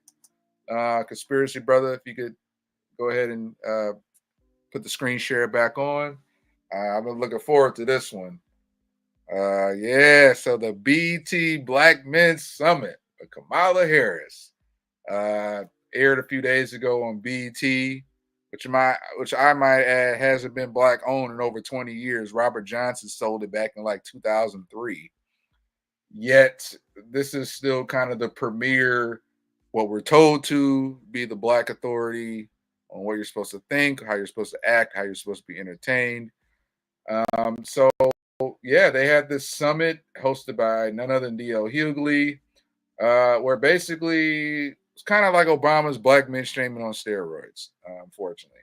So if anybody wants to comment on this, kind of give their thoughts. I'm a fan of Jason Whitlock. I know a lot of people may not like him. He's over at the Blaze TV. He called it the BET Beta Male Summit because There you it got go. pretty cringe. It got pretty cringe at some points. But anybody wants to go ahead and dive in, give their thoughts on this BT Black Men Summit, trying to shame us yet again to you let a Negro get in line. You misbehaving Negro, get in line and support Kamala Harris or else. Whoever wants to. I actually missed that one. Forgive me, I did not watch it. I've been busy with the campaign, but if anybody watched it, I can definitely comment on anything they said. I I'm didn't well watch it to be versed in honest that. myself. I just watched clips. There would be people like other commentators I follow who would share clips. But yeah, I ain't got no BET cable subscription. But yeah, anybody wants to maybe comment on what they heard or just their thoughts in general. So I saw some clips of it, just a few clips because kind of, I don't have cable and I wouldn't watch BET if I did. But again, this is a hypocrisy because you have Oh shit! Sorry, you this have like photo, Ben you the have black like kiss Ben photo. Crump. You Yeah. have Ben Crump talking about how good Kamala Harris is or whatever. And like his whole thing for the last like 10 years or so has been like uh he's been against like prosecutors or corrupt prosecutors. He's been suing police departments and stuff. And here you have a woman who was a prosecutor, and you want people to vote for her, and you don't think that that shows that you don't have any moral consistency, or that you don't have any moral foundation or whatever. Like you're just not a grifter, right? Like that's the kind of thing that I take from it. A lot of these men, you have people who are out of touch with everyday, because this is BT, everyday black people. And so, DL Hughley, I am convinced, I do not have any information that this is true. So this is not a fact. This is my opinion, but I am convinced that DL Hughley was emceeing Diddy parties or something, because he has made such a 180 with Kamala Harris and his support for Kamala Harris that it really doesn't make sense to me any other way. He went from Got some info really about being DL. against. Say it again. I got some info about DL. I used to Okay. like Yeah, his DL. nickname, that DL nickname, may not be Never mind. Down that low. ain't a DL coincidence. stands for down low. Number one. Right. That's what I'm Right. saying. Because Oh, when you see him in his show, it's like he almost seems like he's on some kind of drugs or something. He's real fidgety and jittery. And so it's really weird. But you have all these people who are really out of touch. And so I think what you'll see with this election, because the like Cardi B and we talked about Beyonce and Meg Thee Stallion and all these different people. I think you're going to see the limits of black celebrity this election cycle, because a lot of people are we're financially, economically, a lot of people aren't doing well. Most of us around this country aren't doing well. We don't want to hear rich people telling us what they think is best for us. That's not, the average American doesn't care what a rich person thinks. The average American is not interested in what a rich person's opinion is concerning what we ought to do for ourselves. And so I think, if they want to vote for her, or if they want to support Tim Walz, that's their prerogative. But for the majority of people, we're going to make the decisions that we think best benefit our own lives. That's just what it's going to be. Michael Ealy is not going to convince me. D.L. Hughley surely won't convince me. Benjamin Crump, I wish he'd go away. I wish somebody would put Benjamin Crump in a rocket ship and send him into space, because I'd never want to see him again, honestly. and I have thought that for at least 5 years, that I don't want to see him ever again. I'm just tired of him. I'm tired of his voice. I'm tired of the way he talks. I'm tired of his face. I'm tired of him. I'm tired of him entirely. I'm glad the other guy who used to be around ambulance chasing, Lee Merritt, I'm glad he's gotten a hint and decided to lay low. But Benjamin Crump, no self-respect, no self-awareness, nothing. He is an ambulance chaser, unabashed. He is a Democratic crumb catcher, unabashed. And so he will do whatever he needs to do to get his butter biscuits. And he is working overtime because the election is Tuesday. I'm tired of him. I'm tired of him. I'm tired of him. He makes me feel like Uncle Ruckus. I'm so tired of him. You know what I'm saying? I am tired of him. He make Uncle Ruckus look like Malcolm X. Man. We cooking it here, y'all. Uncomfy truths. We're gonna say it. That's our motto, y'all. Uncomfy truths, because somebody has to say it. Enlightened one. Question. So was that when get up and speak? What's that? hello? Yeah. What'd you say? Yeah, whoever wants to speak, go right ahead. You ain't got to raise your hand to speak. Yeah. I asked Eminem get to speak at the BET conference. Eminem, did he get up and speak there? Nah, he was at the Kamala rally in Detroit. He was at the RNC. I mean, at the DNC. Okay, I was just, Yeah. I was trying to figure. I'm like, maybe I did see it, Yeah, but I yeah. didn't. Obama brought out Eminem, or Eminem brought out Obama at the Kamala Harris rally. But yeah, this was separate. This was just a BET special event. I gotta. This makes me feel like Paul Mooney. I'm channeling the spirit of Paul Mooney. But when Yes, Eminem, please do. Eminem and Oh, Eminem and Barack Obama was standing next to each other on stage, who was whiter and who was blacker? Neither. Right. I was about to say. Exactly. I got to hit That's on the that problem. now that you brought that up, because I posted that in the group chat, and I'm gonna read this word for word, because I don't know if I channel some other spirit as well, but I'm gonna pull it up what I said right now on that. Damn, where'd it go? Hold on a second, y'all. All right, here it was. I posted what you were just talking about, conspiracy brother. I posted a photo of Obama and Eminem at the Kamala Harris rally. You got Eminem with his white black fist up. You got Obama cheering him on. And you got the CIA asset, Alyssa Slotkin, clapping right behind him. And I posted next to it, I wonder how many Diddy parties did Eminem go to? Sad to see him go from speaking truth to power, brilliantly calling out President Bush warmonger agenda in the early to mid 2000s, to being completely co-opted by the uniparty establishment machine. Think about it. You have a Democrat candidate who's endorsed by both Dick Cheney and Eminem simultaneously. Read that again. Only in America can you get a half Nigerian, half white Manchurian candidate to enlist hip hop's most prominent white culture vulture, who built his fortune off black culture and homophobic rhetoric, to come continue to shame black men for not falling in line. Facts. Mic drop. That's all I got to say. So yo, I had to I repeat. mean, I Eminem could just do did something. Hill for a little minute. I'm sorry. Yeah, whoever wants to go. Yeah, No, you good. What's that? jump I in. could deal you just for a little bit. Just for a Yeah, little bit. sure. Yeah, we got a Yo, little okay. sidetracked, but yeah. Yeah, no, that's all good. No, I was gonna say, so Roscoe's Chicken Waffles, I'll probably never go there again. Let me tell you why. Okay. Uh-huh. Mid lockdown, they discriminated against some girl who is we'll say S.A.'d, and couldn't wear a mask, right? So we did a demonstration for it, right? So my black ass thinks, oh, they're not gonna throw me out. So I walk up in there, right? They threw me out, right? Okay, DL was up in the comments talking about how I'm stupid, I'm this, I'm that, man.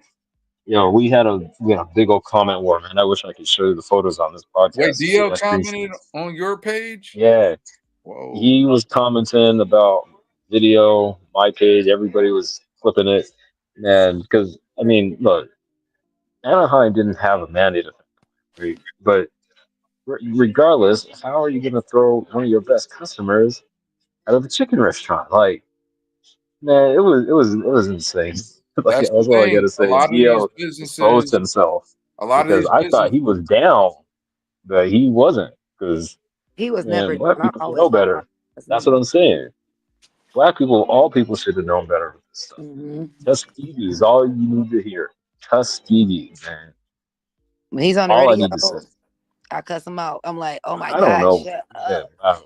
Mm-hmm. Yeah. If you can even get on, you have to get on. It cut you off after 1 minute. Yeah. well, let me go in on DL a bit, because one of our other, recurring guests, none dare call it a conspiracy. She's also was a panel in our Kamala town halls. I mean, DL Hughley, Ricky Smiley, Steve Harvey, they're part of the Black Boule. They're the black fraternities, the black elites, the black bourgeoisie.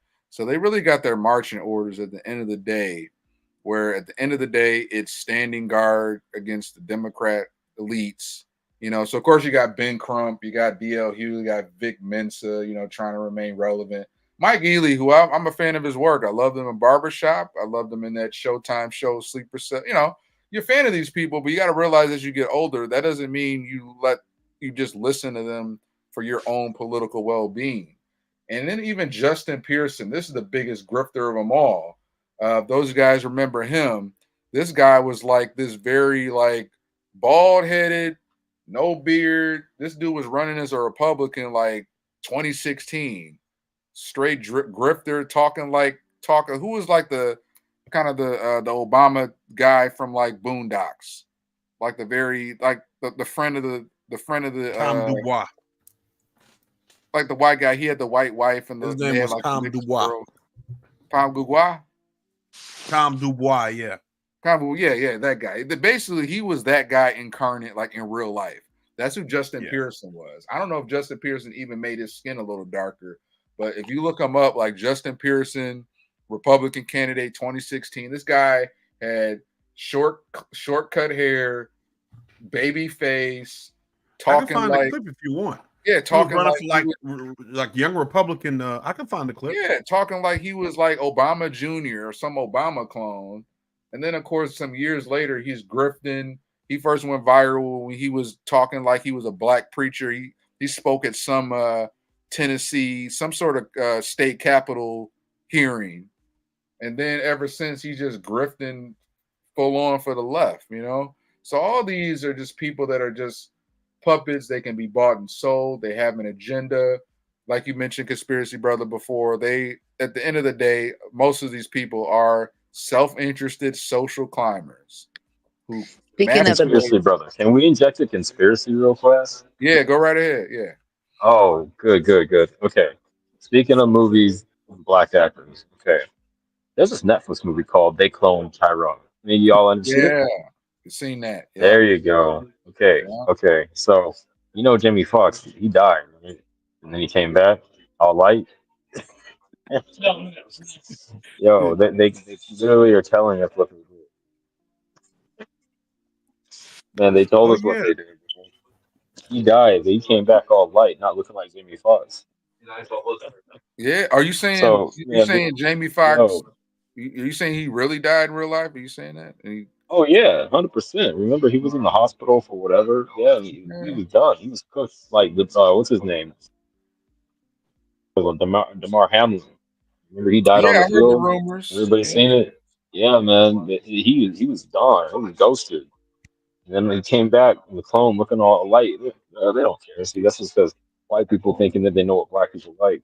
We'll You have to remember do a how? deep dive. We'll have to do a Yeah. deep dive on the clones because I'm not saying I don't believe. I'm just saying like if y'all lay down the evidence and the video, we do like a nice deep dive.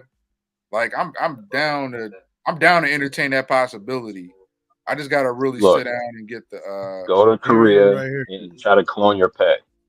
And for like what, 20 grand, you get your pet clone. It acts almost exactly the same. yeah. All You right, we telling could me they cook ain't on doing it that. with people? Yeah, we could cook on that. I'm Yeah, down for man. that. We can always have a more Yeah, bigger man. deep dive. But yeah, I feel you. I Yeah, think there's something. I've heard, but I've heard some of those theories a long time. I mean, Yeah. going back to like Mhm. the 60s, they said that they used the body double for Paul McCartney, which is why if you look at the Beatles Abbey Road album, he's wearing no shoes. He's the only one. Now they have a reason for it. I'm not saying it's true. Yeah. I'm just saying that they have theorized that they've used body doubles even. They do So that, and for presidents yeah, as Yeah, well. body Yeah, you can doubles. Oh do that. yeah, Real. that's been a thing. Yes. but Yeah. I'm saying the That's guy normal. that they say the guy who is Paul McCartney now is not the Paul McCartney before like 1967 or something, because the Oh. original Paul McCartney they say died in a car accident, and the guy who replaced him is named Billy Shears, which is the name that they call Paul in the Sgt. Pepper's album. And they say if you listen to the song, I think it's Strawberry Fields Forever, you can hear John Lennon say something. It's like overdubbed and like distorted, but it sounds like he says, "I buried Paul," and I've heard it said that it says cranberry sauce or something. So I don't know, but I've heard that they clone people, and I've heard Kanye was cloned at one point. Which is why he's had such a hard time, or they were trying to clone him, which is why he's had such a hard time.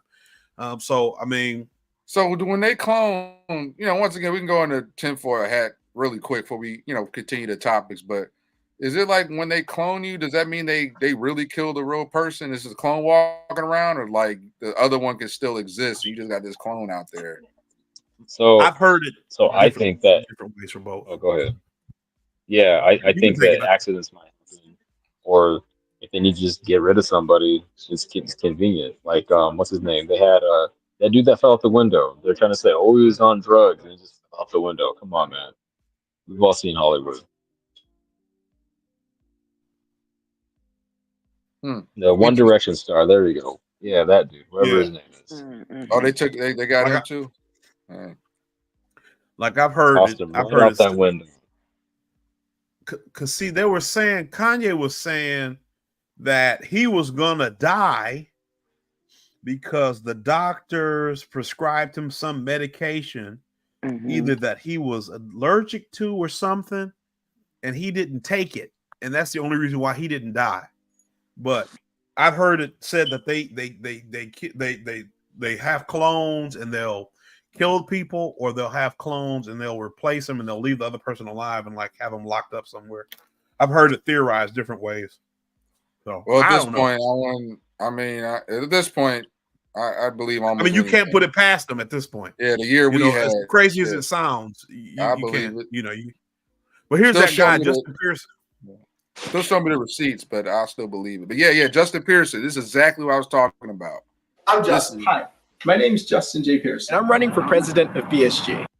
Let me see. I'll rewind it. Hey, everybody. I'm Justin. Hey, everybody. I'm Justin. Hi, my name is Justin J. Pearson. I'm running for president of BSG. I thank you for the opportunity you've given me to serve and to develop in these leadership roles. My savior, my black Jesus. He was lynched by the government on Friday, and they thought that all hope had been lost. One of the programs I intend to create is the disorientation program. This program will help us to adjust for life after Bowdoin. Once he started talking about elevating the voices of people who've been excluded, the next action of the status quo was to silence them. How can we represent all voices in a conversation? I wanted to do this by partnering with organizations from the Bowdoin Democrats to the Bowdoin Republicans. The people in power, go to your Bible, the people in power get ready to kill him. I want to bring together different voices, dissenting voices, voices that may be more liberal or more conservative. Prophecy.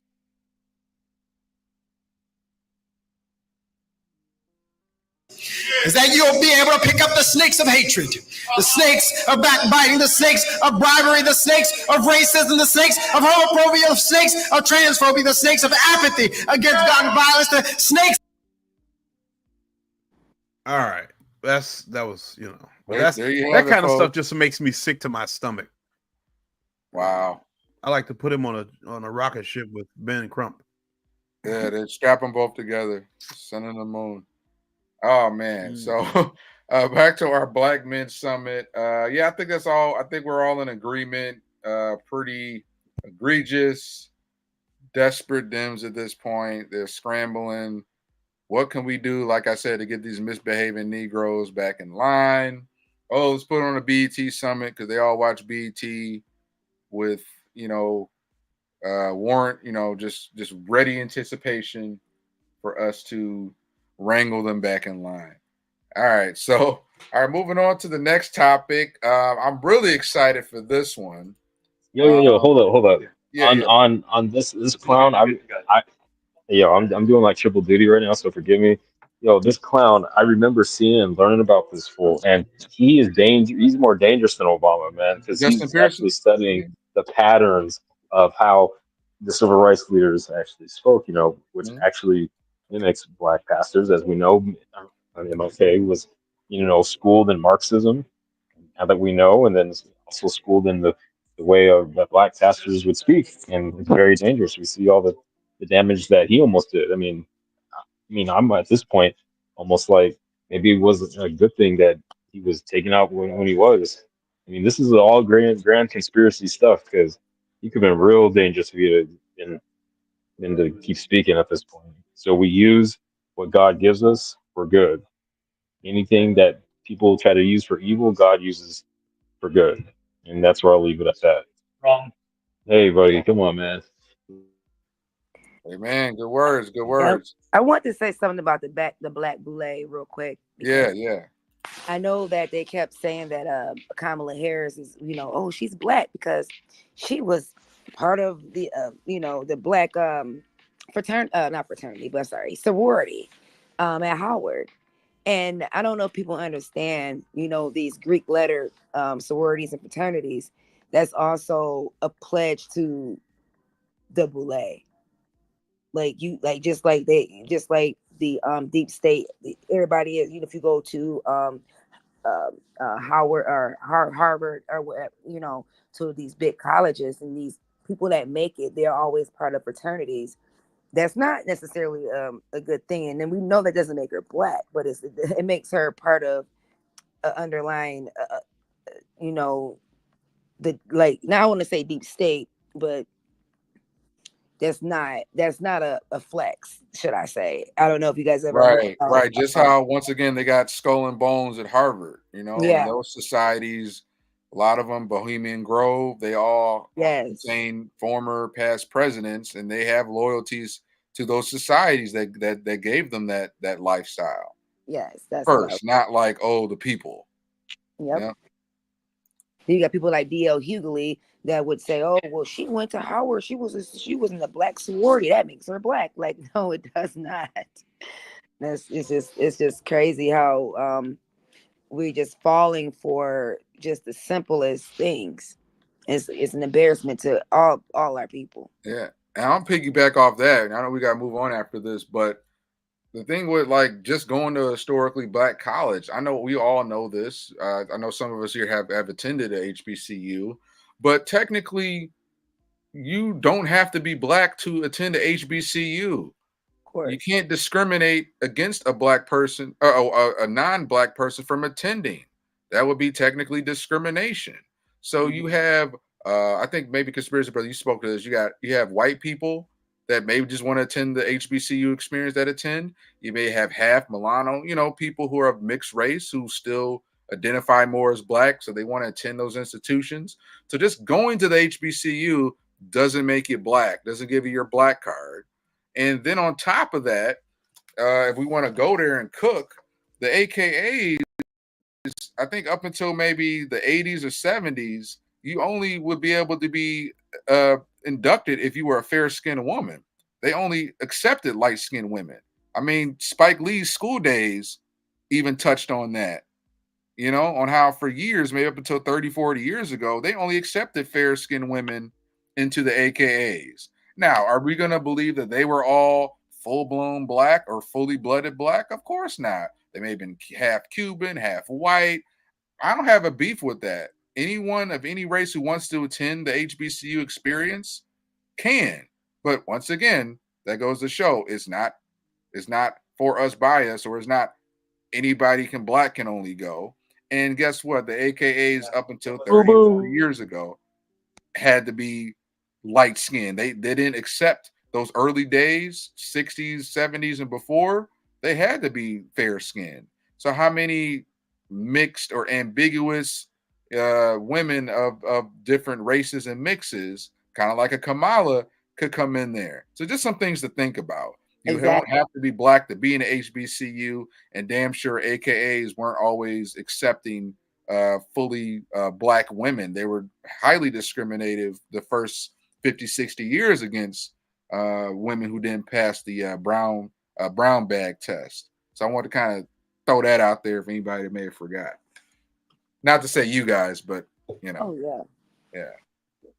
Just like she said that she was The brown bused. bag test? God. Yeah. Yeah, the brown bag Paper test. bag test. Yeah. The brown. Well, like she said, she was buzzed, and it's like, okay, California didn't have discrimination at that time when she was a kid. They were busing to integrate, but not because of discrimination. And she's using it as if she's like that girl in the movies that that they made a movie about. I forgot her name, but she's using it to blackify herself. Yep. Oh, I was this Mhm. little girl that was bussed on the, that wasn't the situation that you were in, and so it's just smoke and mirrors. Yeah.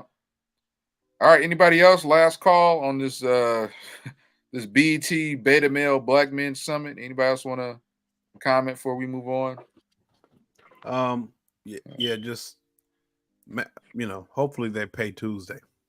Yeah, they're gonna pay. Oh, I highly hope. All right.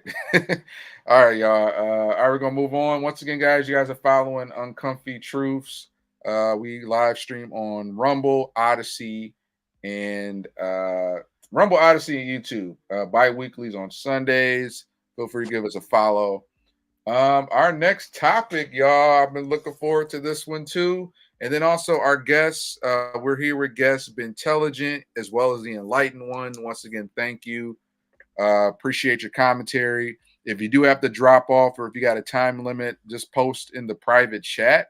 And then we could kind of make note, if Ben or Enlightened one, if you guys have to leave at a certain point, you got a heart out, let us know, and we'll make a note of that.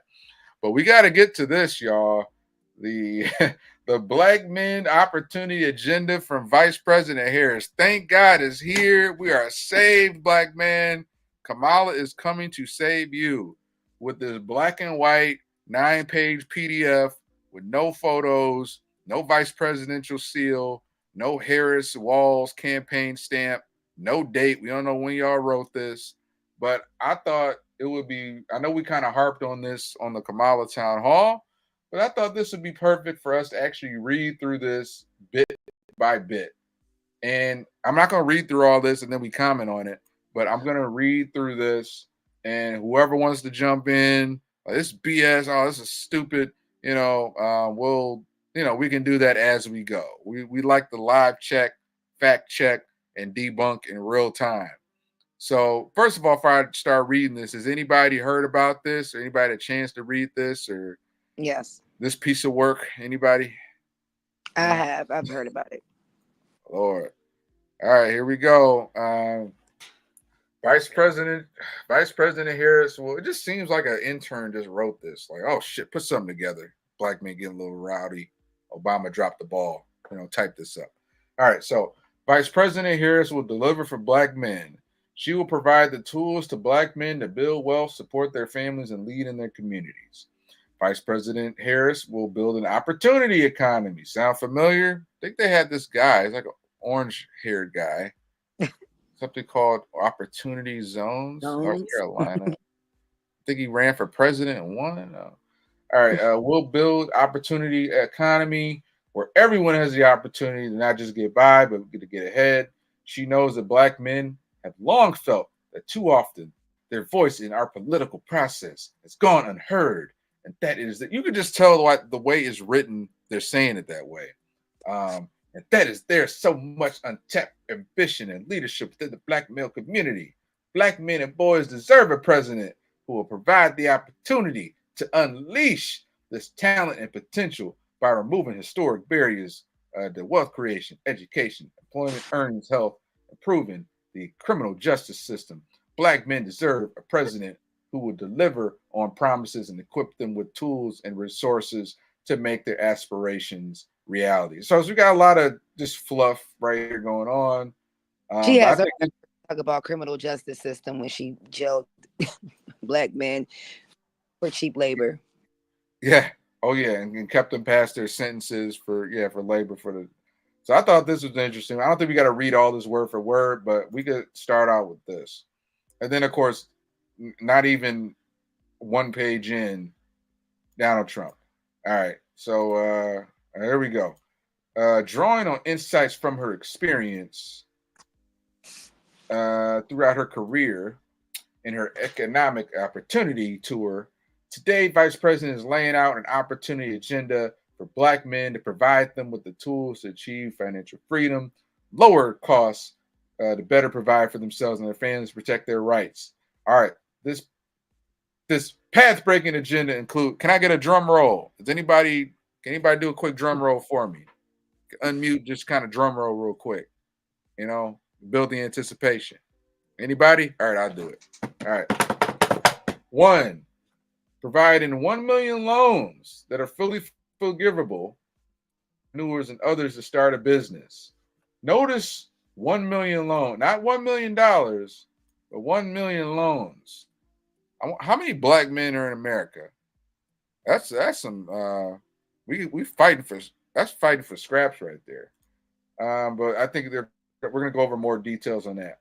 Number 2, championing education, training, mentorship programs that help Black men get good paying jobs in high demand industries and lead their communities, including pathways to become teachers. Oh, cool. So we're gonna get a sequel to the My Brother's Keeper program.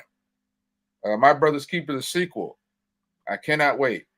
Number 3, supporting a regulatory framework for cryptocurrency and other digital assets so Black men who invest in and own their own assets are protected. Number 4, launching a national health equity initiative focused on Black men that addresses sickle cell disease, diabetes, mental health, prostate cancer, and other health challenges that disproportionately impact them. So I'm pretty sure they want RFK on their team because I feel like he definitely has a better plan to get America healthy and not just stay sick for the machine. But they don't want that smoke. They're gonna censor RFK. And then finally, we got legalizing recreational marijuana and creating opportunities for Black Americans to succeed in this new industry. Thank God I can smoke a pound of weed in my car without worrying about the police. Because I smoke weed all the time. Smoke weed every day. Oh man, thank God. And if I wasn't a weed smoker that got jailed by Biden's crime bill, or if I was, thank God I can come out and have an opportunity to run a dispensary. Because the first thing I want to do is get a dispensary in the very industry that destroyed my life. First thing I want to get out is get out and run one. So let's go ahead. Anybody wants to dive in? I want to get through this whole document, but we could start out with these 5 pillars and go ahead and let it rip. Anybody wants to comment on this? Well, don't forget, you got put in jail for weed under Biden's crime proposals, his crime bill. And then his son smoked crack and nothing happened. He got jobs making tens of thousands, if not millions of dollars, and chance after chance after chance to redeem himself. That Democrat privilege, baby. Democrats privilege. Anybody else who want to comment on these epic 5 pillars of Kamala's Black man agenda? They stay talking about the national debt, so I want to know where this money's coming from. Yeah, just the Fed just printing more money, making inflation go up. Just Fed endless money printing. Well, I also wanted to speak on the cryptocurrency thing. Yeah. I look at cryptocurrency, telling people with no assets and no money to invest in cryptocurrency is like telling a person with no assets and no money to invest in the stock market, right? Mm-hmm. Your priorities are off, right? You need hard assets, but if you don't have any discretionary income or discretionary monies, you don't have any opportunity to invest in even hard assets. You know what I'm saying? But cryptocurrency is like a digital pyramid scheme. It's worse than selling knives door to door, because at least you actually have a knife. Yep. You're just selling with cryptocurrency. You just possess digits on the computer screen that legitimately mean nothing to anybody except, under certain very specific circumstances. So this idea that somehow Black men will be positioned to somehow corner the market in cryptocurrency or be so heavily invested in the cryptocurrency that it can be any kind of benefit to Black people or the Black community, it's a problem. And it's a problem that this is a part of her plan. This is one of the 5 pillars of her plan. As you can see on the first page, Donald Trump. This is a 9-page packet. It's a 9-page packet. And if you subtract every mention of Donald Trump in this packet, you'll probably bring it down to 5 or 6 pages. Couldn't even make it a page 2 without Orange Man. It's very low. It's very low on information, and the information that it does provide is stupid information. It's a stupid plan. If you look at the Latino man's plan, it's verbatim just about, except it doesn't offer weed or cryptocurrency, and it speaks more about family, which is pretty interesting to me that the black man plan doesn't speak about family, and they offer weed and cryptocurrency. So that also shows you what they think about black people, specifically black men and boys. So, you know, it's a stupid plan by stupid people. And come Tuesday, I hope this is the last we have to ever hear of her or it ever again. Yeah. And so I will interject about the whole the crypto thing. Our money's already not worth the paper it's printed on. You know, the petrodollar, all the BRICS nations, Brazil, Russia, India, China, South Africa, they are lining up to basically give, you know, Donald Trump too, ironically, a run for our money. So it is something that we do have to pay attention to. Now, what's proposed is people are predicting is that what's going to happen when they actually do launch BRICS for real is that they're going to basically make us, they're going to kick us out of the club, right? It's a big club, and we're not. They're going to kick the United States out of the club, and then what we're going to have to do in order to keep all of our domestic finances from crashing is we're going to have to issue the CBDC, because they're going to basically like, oh, well, your traditional 401k and your traditional finances crash. Well, guess what? We're going to reinsure you with this digital dollar. Should you accept, it can do the mark of the beast. Then you'll be made whole, and that's going to the way that we predict that they're going to launch everybody on it. But at the same time, every single thing that you invest in, even traditional investments, you know, only risk what you can afford to lose. So if you want to play the game and watch it, hey, that's the risk that you make. And there's been a lot of people that are going to use that opportunity to go ahead and put those gains into hard assets. So, you know, buyer beware, just like anything. Yep, and that plan's been coming a long time. I'm glad you mentioned the CBDC, because that's definitely been sort of like a slow walk. You know, and there's a lot of, you know, concerns this year with a few of the banks that failed, and you know, I think it's going to be slowly progressive. It's not going to all going to wake up and all the banks fail, all the money is gone, but it's going to tend to, over the next few years, banks are going to get more unstable. There's going to be more banks that fail. FedCoin, I think, had like a soft launch. There was some resistance. They're gonna, you know, try and do that again. But it's just, if you just look past just the little ogle, like the feel good stuff of this plan, it even says later, like in these pages, that it's providing up to 1 million loans, up to 50,000. And it said they are fully forgivable, but then I think later in the plan it says like it's like a loan. You know how, you know, I don't know, if a loan that's forgivable isn't a loan, just call it a gift or a grant. That's the word play right there. Like a loan that's forgivable isn't a fucking loan, you know. And then the fact that I can go on Cash App right now and buy $10, $20 of a Bitcoin. Cash App, Bitcoin, it's not something that black men are like, oh, we're facing this obstacles and they're not letting us buy Bitcoin. They're not letting us buy crypto. I can go on Coinbase, any one of those, and buy some right now.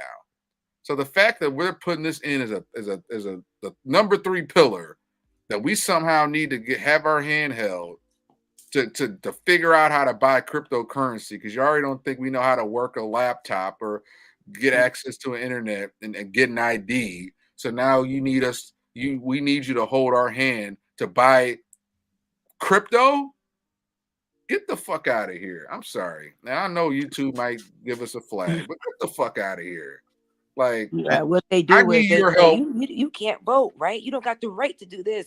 I need to vote. Yeah, I need to vote Kamala in office so she could help me. She could implement this plan so they could show me how to buy fucking crypto, to get fucking Bitcoin on my Cash App. I'll Yeah, say I'm that sorry. everybody needs to Barbara said learn that it's not for all black financial people. They literacy, came back and but said, I "Oh don't no, trust this is not going to Kamala be with for all that. blacks, for everyone." Well, Yeah, everybody needs to learn financial literacy, but I don't trust Go ahead. Kamala because look at her. and I want to say too, it's not that I don't think cryptocurrencies are beneficial or worthwhile investments for people who can afford to Right. invest in them. Right. I got some. Yeah. But Yeah. my issue is I have some too. My issue is, first of all, they're supposed to be essentially vehicles for tax evasion. That's the primary thing. Number one, they're encrypted because they're supposed to be vehicles for tax evasion. So the fact that the government is supporting investment in them is a problem for me on principle, right? I am invested in Because this. taxation is theft. Right. Right. And so I want to do this because I'm trying to evade taxes.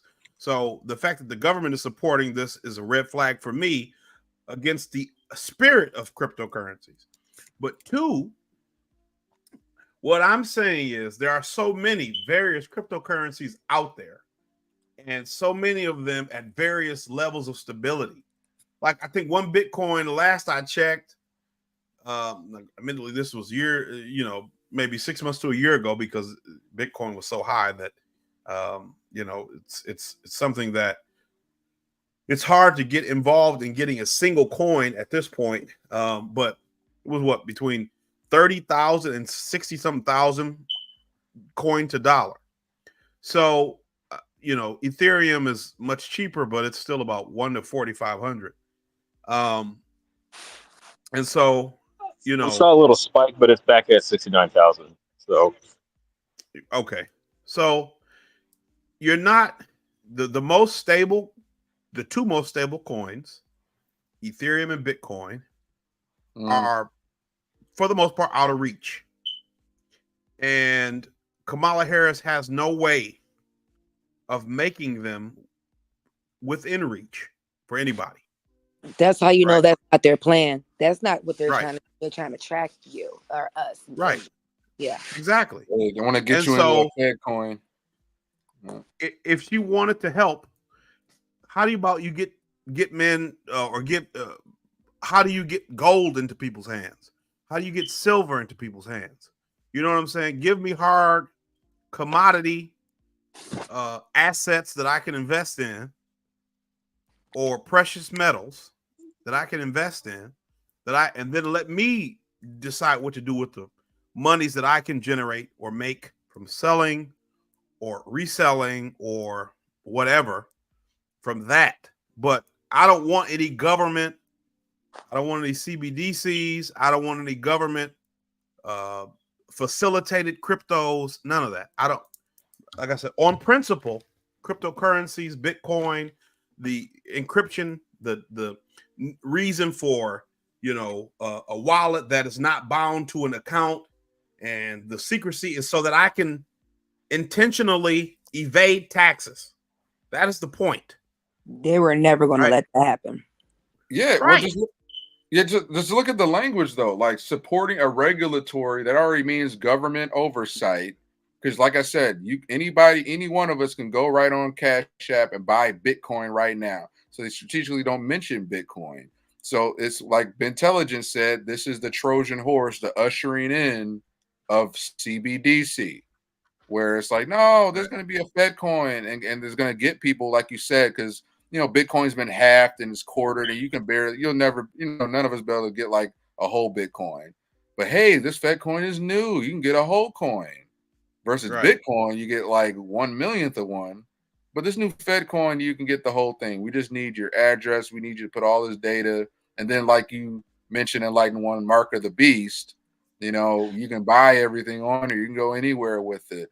And wow, you can have like $100,000 in Fed coin, but it's only worth 10,000 in Bitcoin, or so they're ushering in the CBDC, and they're gonna get people to fall right in line. Yeah, surely they're going to be giving you what is it called when you have to act a certain way? You get little merits and social credit scores. Yeah. So this is what I was talking about right here. providing 1 million loans that are fully forgivable up to 20,000. That are fully forgivable up to 20,000. So there's loans that may be more, but now it's not forgivable. You may get a $50,000 loan. Now it's non-forgivable. Then you might get some of the 20,000 or less, but it's only up to 1 million. 1 million of you Negroes get these forgivable loans, no more.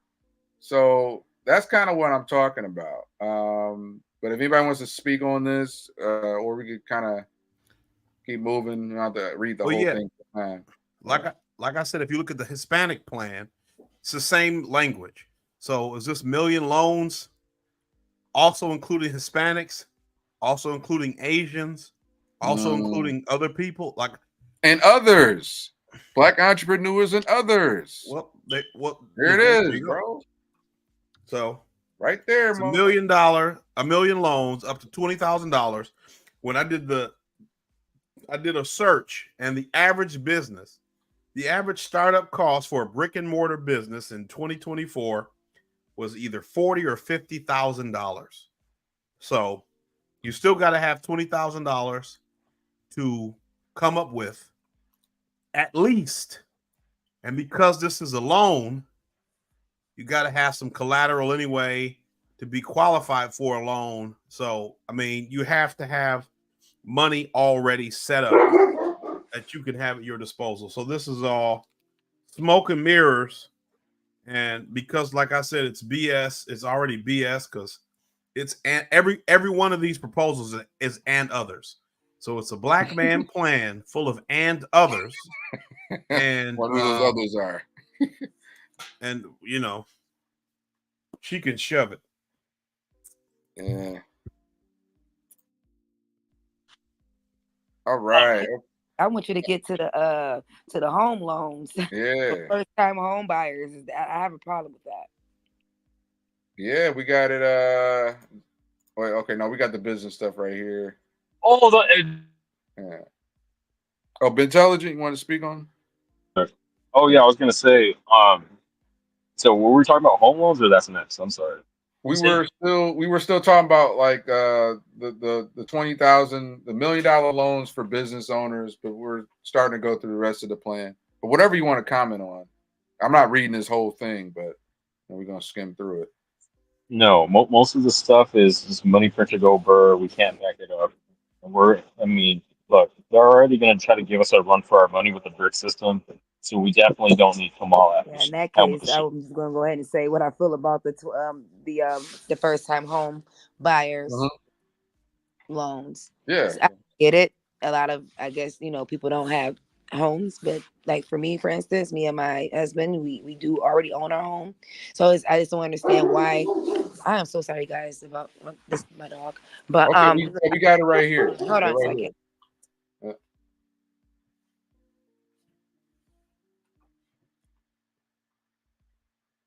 Yep. So here we got more than tripling the number of new first-time Black owners each year by the end of her first term through her housing plan. VP Harris is proposing an ambitious plan to lower the cost of renting and buying a home by building 3 million additional homes and providing up to $25,000 for a down payment for first-time home buyers who lack inherited wealth. Based on an analysis, and let's hope that doesn't make inflation go up. It just might. Exactly. I'm gonna just finish this. Based on an analysis by Moody's, the number of first-time Black homeowners will more than triple per year under her housing plan. A $250,000 yearly increase by the end of her first term. Although Black home ownership is key engine of building wealth building in America, fewer than 20% of Black Americans under age 35 own a home, less than half the rate of white Americans. Research shows that promoting first-generation home ownership is associated with not only building wealth, but also improve health, educational outcomes for children in the home. So, Enlightened one, your take. Yes, sir. This doesn't make any sense to me at all. I mean, first of all, when I drive down Detroit, and I see all these homes that are abandoned. How are you going? Why would you propose to build more homes when we can build up the inner cities, the homes that need to be built up that are there and abandoned right now? Then you talk about first-time homeowners. There are a lot of Black people that own their homes already. They need help keeping these homes because, Facts. you know, I mean, you could lose your home or you lose your job, whatever the case may be. So taxes and anything like that. I don't see anything proposed to people that just need help to maintain. So typically when somebody doesn't own a home already, they're going to still have to go through get having good credit, and I mean, what are they going to do about that? I mean, you're not going to be able to get a home if you don't have the credit to get a home or the money to get a home. So even if they give you this loan that they're saying that they're going to give you, you're still going to have to meet criteria. So I just feel like it's pandering. It's classic leftist pandering because they feel like they tell us something that we want to hear. That's good enough. All right. Intelligent. Do you want to speak on this? I got a few things to say. Absolutely, yes. So it's just like everybody said, when the government gets involved, all the home prices just go up by $25,000. I mean, enough said. I mean, why wouldn't you charge an extra $25,000? You'd be smoking Kamala's marijuana, not to. That's about all I gotta say on that. I mean, yeah. And I got some insight. Thanks to I went to there's a church on the west side, 180 Church, Pastor Lorenzo Sewell. I think Enlightened, well, you're familiar with, with him. He hosted Trump. Trump came in June to that city to talk in Detroit. That was a church. And they do these Friday night lecture series called Souls to the Polls, but SOULS, Souls to the Polls. And I want to shout out, they had this investigative journalist, Stephen Malik Shelton, and then also Ramon Jackson. And they just did a great deep dive on a lot of what's going on. And Light One, you hit the nail on the head. Like, there's a lot of Black folks that already own their home that are at risk of losing their home or keeping up on their home. And what they started tying into at this Friday night lecture, and they're continuing to do it every week, even after the election, on the role of illegal immigration with our neighborhoods, on how they are not only given, these migrants that are in Detroit now, they're in different parts and neighborhoods. It's getting more rampant, but they're offering them homes. They're offering them money to fix up the homes, all while people who own their home, Black people who own their homes for years, are losing it. They can't get it. They're on Zoom begging the city council people, for ways they can keep their home. And then all the while, what they're running this game. There's this land bank law that Kwame Kilpatrick first signed before he left office. Mayor Dave Bing, who took over for Kwame, didn't enact it. It wasn't until Dugan, who was a write-in candidate, nobody ever heard of from Livonia, who was this write-in candidate who won overwhelmingly. He's been our mayor of Detroit since 2013. He enacted this land bank initiative. And this land bank thing is basically a public-private partnership between investors and the government. But really, the local Detroit government is running this land bank program. And this is forcing a lot of residents, not just Black, but many Black residents, out of their homes. And they were breaking it down. They were giving up the game. There were a lot of residents that came and spoke and during the Q&A kind of gave their testimony to what's going on. But this corruption runs deep. It's running deep, where we have still an all-Black city council, a Black police chief, and they're still running this sort of corruption, pushing a lot of these people out of these homes. So yeah, that's a little bit of what I was able to gather from it. I shared some of the audio in our group chat, when I went to the event. But yeah, if you guys look into the land bank situation, what's going on in Detroit, forcing a lot of Black homeowners out of their home, or they're forced foreclosures, and they're putting them on the market, and they're just giving these houses away to these immigrants. But I'll share the audio from the event, just so you guys can kind of look into it. But a lot of shadiness going on. Conspiracy brother, anything else you want to mention on this? Yeah, so like I was saying earlier, we know home ownership rates for Black people fell under Barack Obama and after his presidency. So a lot of the stipulations, I don't know. Yeah, so it says first time Black homeowners, and the from what I saw or what I was hearing, it was going to be a requirement that you had to be like a first generation homeowner. So it wasn't just going to be, oh, I'm the first person to own a home, but you had to be the first person to own a home under a certain stipulation. That's right. crazy. So like So, your parents or grandparents, and for a lot of us, especially Black people in this country, our grandparents owned homes. Yes, that's crazy. So you wouldn't qualify. So who would qualify? A lot of immigrants or a lot of foreign-born Black people, right? And so, like what Ramon, because I've worked with Ramon a little bit through another organization I'm a part of, with him and Pressure. Okay, you're familiar with. Okay, cool. Yeah. So you see how they are setting certain carve-outs for immigrant groups to gain a foothold in this country. And this is why you hear the Democrats say a lot of America was a country built by a country of immigrants. That is not the case, right? Nope. You cannot call slaves immigrants any more than you can call a victim of human trafficking a tourist, right? It just doesn't happen. That's not what it is. But if you can create this new narrative about the way people got to this country, you can change the way people ask for things or demand things to redress problems that were created or have been sustained by certain people in certain positions.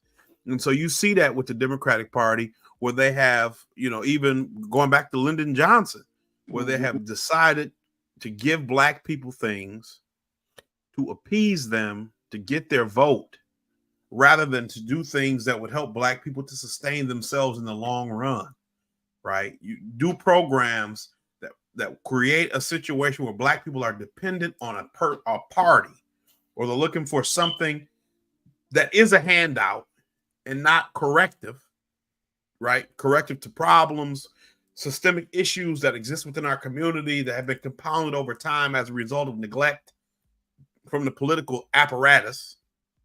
And so, this plan here, we'll help Black people. But how? Well, to help all immigrant Black people. Because all the Black people who lost homes under Obama, or their children who have not been able to get homes as a result of the difficulty, of not having, a parent who could offer you any financial assistance, right?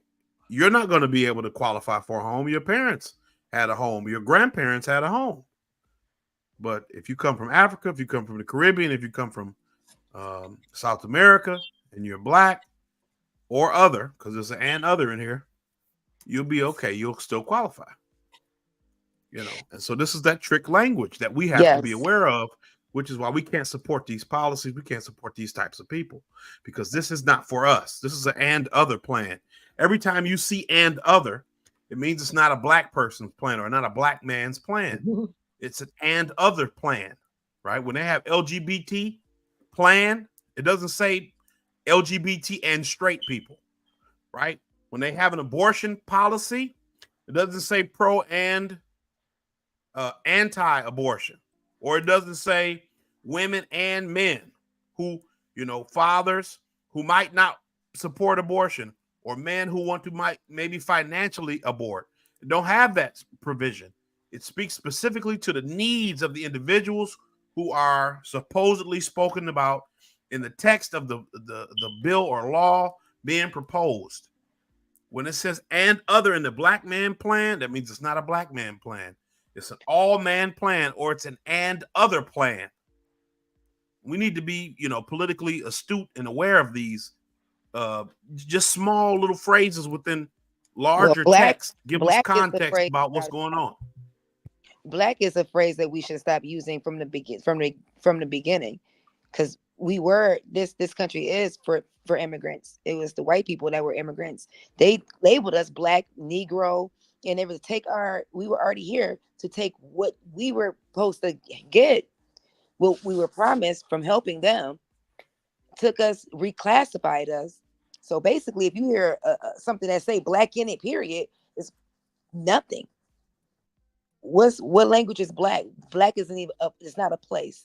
And then we let them classify us, and we just go with it. Yeah, I didn't mind African American. I mean, I was more of in the 90s, 2000s, but I felt like that gave us a little more rooted grounding in at least who we are. Well, now we don't know if all of us are directly from Africa, or what country, but I feel like African American, the left sort of progressed that past the 2000s. All of a sudden that was offensive, when really it at least rooted us to at least our continent of origin, the motherland, if you will. And then also at the same time, I think being African and American, there's at least having a little bit of patrioticness, at least American, at least claiming American, African American, Irish American. There's at least a unity there when it comes to like foreign enemies abroad, whatever it is. So I didn't have a problem with African American. I think it was the best of both worlds, but somehow we got conditioned that black was more superior, But looking back, I think we were better off when we were African American, just me personally. I had a problem with African American because a lot of us are indigenous to this land, and they give us a fake story that make us seem like these white settlers got all these Africans, millions of them, and brung them over here. So it's like the white supremacy talk. I mean, basically we're saying that they brung us all here. That's not what. Well, yeah, we obviously didn't come here willingly, but at the end of the day, like I would say, like once we were free. No, I didn't say that. No, I said we were already here. A lot of us. Well, yeah, it just depends. But yeah, I feel you. To each his own. The Indians that they call Indians, and like you guys see when Trump was I'm sorry to take us off the subject, but when Trump was when he had his casino and he was talking to the people that the quote unquote Indians, and they had their reservation, and he told them, he said, "You don't look like Indians to me." Oh, when you say that, oh, I believe it. I wish you could pull it up, but yes, he was like, it was in the 90s. Yeah, it was in the 90s, and they were talking in the committee, and he was talking about y'all just as Indian as me. And these reservation Indians, they're not Indian. There was a $5 Indians where white people brought their Indians citizenship. Well, are you saying Trump was right? Trump was taking. Yeah, if you look up the Cherokee Nation, Cherokee Nation, you can look it up, like their government. Majority of those, like Elizabeth Warren, looks as Cherokee as any of them. Oh man, yeah. Honestly, because so many of them, they called them the 5 civilized tribes. A lot of them did become $5 Indian because they were able to purchase their Indian tribal citizenship. The government would recognize them as Indian if they paid a fee of $5, and then they would get like tribal benefits. They had to pay some government, like it was a government, like not a census taker, but like it was a government agency, and they paid the worker, and he would allow them to, say they was Indian. But I mean, like Elizabeth Warren legitimately believed she was a Cherokee or whatever. I 100% believe she believed that. I do not think she thought she wasn't. It was so if far. You see the president of the Cherokee Nation right now, look him up. If it's not the current president, because I know they just had a change not long ago, but if it's not the current, it was like 1 or 2 ago. White as anybody you ever seen. But that's because some of them are just white people. And see, this is why they don't like Trump. Trump called it out. Trump called them out. They like you can get a DNA test and it can show that you have Native American ancestry, and that still wouldn't qualify you to be a part of a tribe. You could only be in the tribe if the tribe allows you into the tribe. So it's a lot of fishy business going on with it, right? But because a lot of them, you get benefits and stuff for being in the tribe. So white people bought into it, and I mean, that explains Pocahontas. They look as, I'm telling you, some of them look as white as Elizabeth Warren, and she's from Oklahoma. So I 100% believe that people in her family told her she was a Native American. Well, I 100% believe that when she took that DNA test, she thought she'd find some Native American DNA. Got a bunch of blonde hair, blue-eyed Indians. And it turned out she was whiter than the average American. Which I also believe they'd find if they looked at that information. That's funny they would tell her that, because the blood tests of 23andMe's are not accurate. They only they would take from a tribe their blood, they would connect that. So I'm surprised that they would even have I was surprised they wouldn't say, yeah, you're Indian, because they have that blood as Indian that they're going to compare it with. Like, well, even what's her name? So the lady who's over 23andMe, Wojcicki, is the sister of the lady who was over YouTube who just died, right? She died in the summer, didn't she? Yep. Yeah, I remember hearing that. She admitted to, for white people, she admitted to putting trace amounts of African DNA in their test results. So they didn't actually have any African or black DNA, but she admitted to putting some in there. Why would what? 23andMe.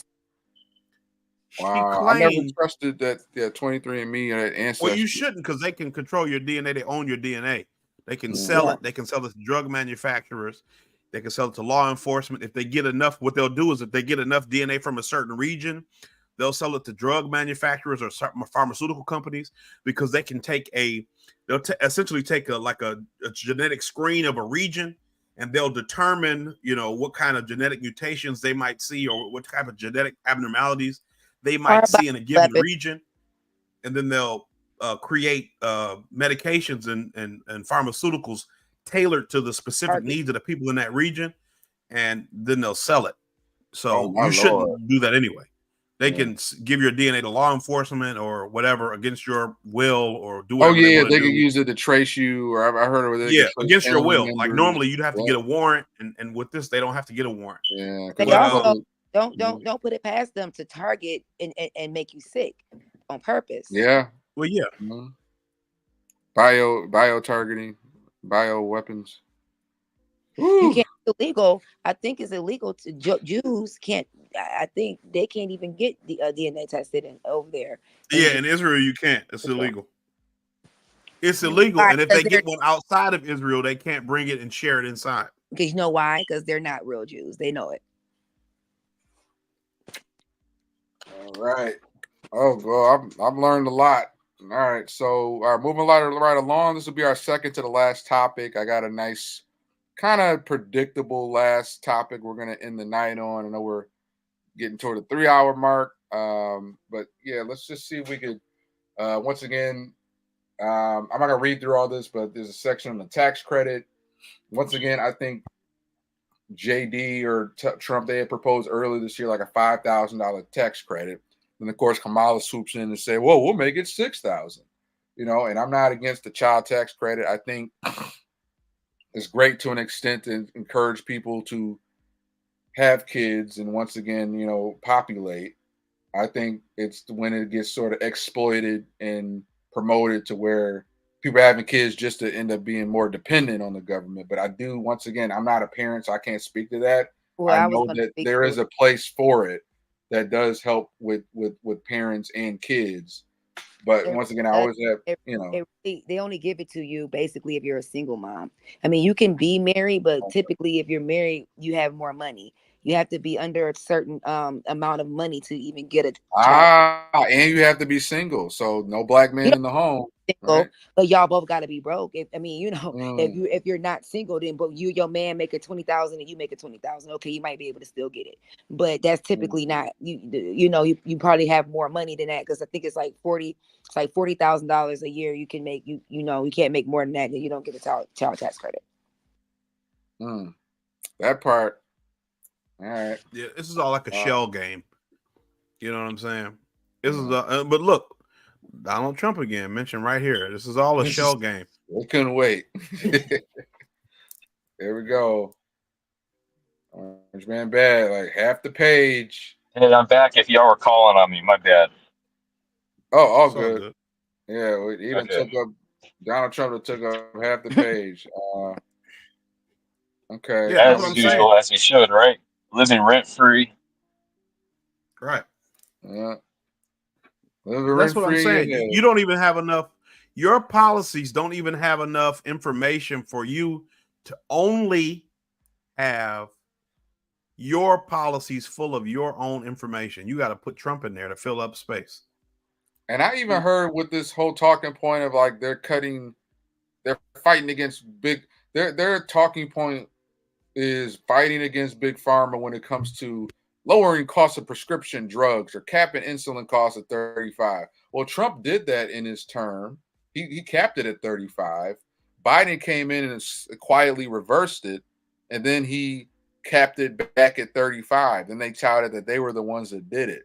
So I just love the hypocrisy on when the left talks about fighting big pharma. It's all about, oh, we help fight insulin costs or bring this cost down, but they got no smoke for the COVID vaccine they pushed on everybody and the millions upon millions of billions of dollars big pharma made off of pushing the jabs. But somehow they think they're fighting big pharma when they're able to get insulin down to $35. So I gotta love that. Yeah, from the left. it's a big. You fight them, and once you fight the foods that we have things in our food that is illegal in other countries. Yes. But even look at this: increase investments in HBCU and minority serving institutions. That's not black. Minority serving is not black. That's Hispanic. That's Native American. That's not black. I didn't even know what MSI stood for. I didn't even know yeah, that. Yeah. They know. Most people don't know. Most people don't even know what HBCUs are. Those are just acronyms that have gained popularity online with people. Most people don't know what they are. But that's the problem. They just fill these up with useless acronyms and useless talking points that are not full of information. And then they'll hope that you think, well, look, she has this 9-page plan, not looking at any of the context that half of the stuff is about Trump and the other half is just garbage. You know what I'm saying? It's just garbage. It's garbage. It is garbage. Because just like you said with the child tax credits, we look at Protect and Strengthen the Affordable Care Act. Okay. 1 in 4 Black Americans with pre-existing conditions can keep access to affordable care, keep health insurance premiums down so that Black men and their families can see. I don't know what down means because my health care is ridiculous. That's the talking point, like down from 3 years ago. Like, you know, insurance premiums are down 30% from 3 years ago. Well, who took over 3 years ago and made it go up? You know, in 2020, I did or 2019, I did just for my wife and kids.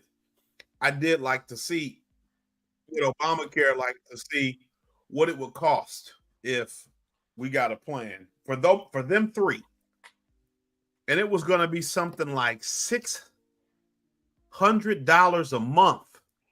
And I think the deductible was going to be $4,000 or $6,000 a year.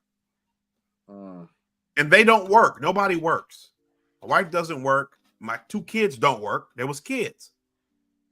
And that was the cost. It was going to be for a 4-year-old and a 2-year-old, or a 4-year-old and like a 5-year-old, and my wife to get Obamacare. It was going to be $600 premium, and the deductible was like 6,000 or 4,000 or something stupid like that. So I don't know, strengthen it, or I don't understand. I don't understand who, like, you have to be so poor to use these programs that they claim are for people, that these are nonsense talking points, right? They don't benefit anybody, right? They'll benefit immigrants, newly arrived immigrants, because they don't have anything. Yeah, they don't have anything at all. So all these programs, it's not for us, but it's not really for any American citizen at all, right? Look how many homeless people there are on the streets. These people need for a lot of these things, you still need licenses and IDs to sign up for.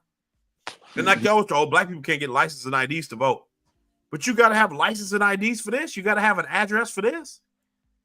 You don't need an address for somebody to go and vote, but you need an address and a license to get help, so-called help from the government. You see, it's all a weird story. It's a lie. This one gets me too. All right, protect access to clean air and clean water. Today, too many Black Americans do not have access to clean air and clean water, threatening the health and safety of prosperity of Black communities across the country. Black people in the U.S. are 40% more likely to suffer from asthma compared to white people, which is often worsened by harmful air pollution. And funny, they don't talk about probably geoengineering, weather manipulation, which is a real thing. And are more likely to be exposed to toxic lead through water pipes. VP Harris helped secure $15 billion in funding to replace lead pipes, and was a tie-breaking vote on the largest ever investment in clean energy technologies that don't cause pollution. So I think they're talking about, what is this, the Inflation Reduction Act? Wasn't that the tie-breaking vote, or was it the infrastructure bill, which didn't really do anything? But that ended up causing the very inflation that we're in. As president, she will ensure all lead pipes across the country are replaced.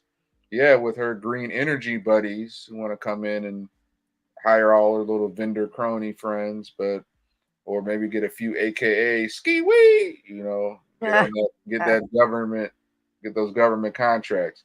But we'll continue to invest in energy sources that pollute less, and will hold polluters accountable to secure clean air and clean water for all. So yeah, whoever them accountable. Yeah, Enlightened one. No, I said, how are they going to hold? It said hold polluters accountable. Where they? The polluters write the check. They're going to call Captain Planet. Right. Yeah. You're gonna hold the lobbyists accountable. You're gonna hold the people that write your check accountable. Like, why not get? Y'all don't want RFK's help. Y'all censor him. Y'all trying to throw him on and off the ballot. Y'all don't want nothing to do with him. If anything, if RFK somehow had anything to do with this, I'd be like, okay, cool. But this is the same sort of nothingness. I think what's most BS about this, it mentions nothing about food, about diet, about getting these forever chemicals. Yes. It talks about removing lead pipes, but that's not addressing the forever chemical issue, the food diet issue. There's ingredients in our food that's outlawed in other countries. So no mention about forever chemicals, no mention about what they're putting in our food. Already is a red flag, but they're talking about clean air and water, when it's like that's like a third of the problem. Looking good. See, even this, as far as I know, Flint, for example, still has lead pipes. Right. But you've given hundreds of billions of dollars to Ukraine and Israel. Mm-hmm. But you couldn't give whatever I think Flint needed like $18 billion to replace all their pipes. You couldn't do that. Joe Biden couldn't do that yet. You couldn't have said to Joe Biden, hey, this is something we need to have done. You've got so much sway and so much pull over Joe Biden and the Biden administration You are the last person in the room. You're in every meeting and every decision that he's made. And you're telling me you can't say, hey, Joe, we got to do something about this because, you know, these people are, we got to wait till you become president. If you become president, we got to wait to that for you to do something about this. Well, they hate each other. Everybody knows that. But But you get what I'm saying? You have given hundreds of billions of dollars to you, Israel and Ukraine. And you can't do anything for America. And I'm expected to believe that after you become president, that's when it all will work out. You've been in office. You've been in the administration. In the administration that is currently governing, that is presently still governing with a mashed potato brain president right now for 4 years. And y'all haven't done any of this stuff yet. The money alone that went to Israel and Ukraine, with that, we could get rid of homelessness tomorrow. Get these veterans off the street. Any other homeless people off the street, East Palestine, Ohio residents, Lahaina, wildfire victims, Hurricane Helene, North Carolina. I could go on and on. Rebuild the inner city houses. Yo, they said in San Francisco, they spent so much money on quote unquote homelessness, No, I'm right? sorry. I was That they could have given all the homeless people $1 million each. That's how much money we spent on homeless people. Yeah, it's the homeless How about industrial that? complex. It's like, hey, we don't make any money off of fixing the problem. That's gonna make our jobs in. So we need to eat off of trying to fix the problem. And that's all it's ever going to be, you know, with especially the homelessness population. Yeah, I forgot where I was going to go next, but Enlightened one, did you want to? You got something to say on that? Oh no, yeah, I did. No, I was just saying, yeah, you know, fix the inner city houses. It's just we already know. Just like when Ice Cube had proposed his proposal when Trump and Biden were going against each other, and they told him, "Oh yeah, if we win, we'll do that." They didn't talk to him no more. So here we are again with empty promises. And if we win, we're gonna do this. They won. They did nothing. Like, you know. All right, here we go. How gonna love this? VP Harris is gonna fight to protect the rights of black men. As we enact policies that lift black men up, we must remove the barriers that have so often held them back. So here we go, y'all. Legalize marijuana. Break down unjust barriers that hold black men and other Americans back by legalizing marijuana nationally. Working with Congress to ensure safe cultivation, distribution, possession of recreational marijuana is the law of the land. She will fight to ensure that the national cannabis industry takes shape. Black men who have years been over-policed by marijuana use are able to access wealth, jobs in this market.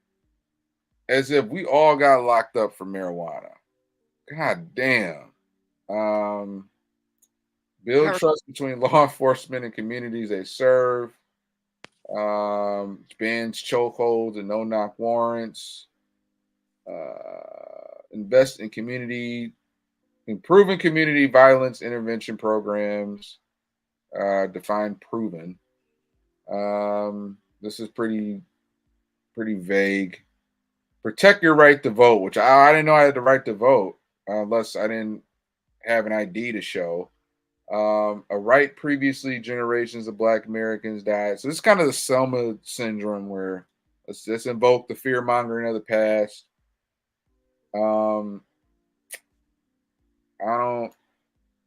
Getting a voter ID I'm not even a big fan of mail-in voting. I'd be okay if they got eliminated mail-in voting tomorrow. There'd be less cheating.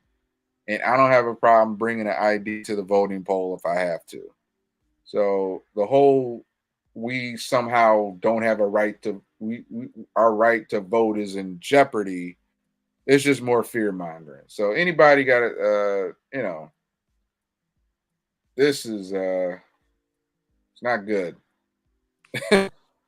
Kamala's father denounced her statement when she was on, I think, the Breakfast Club, and he had her smoking weed, and she's like, I'm Jamaican, right?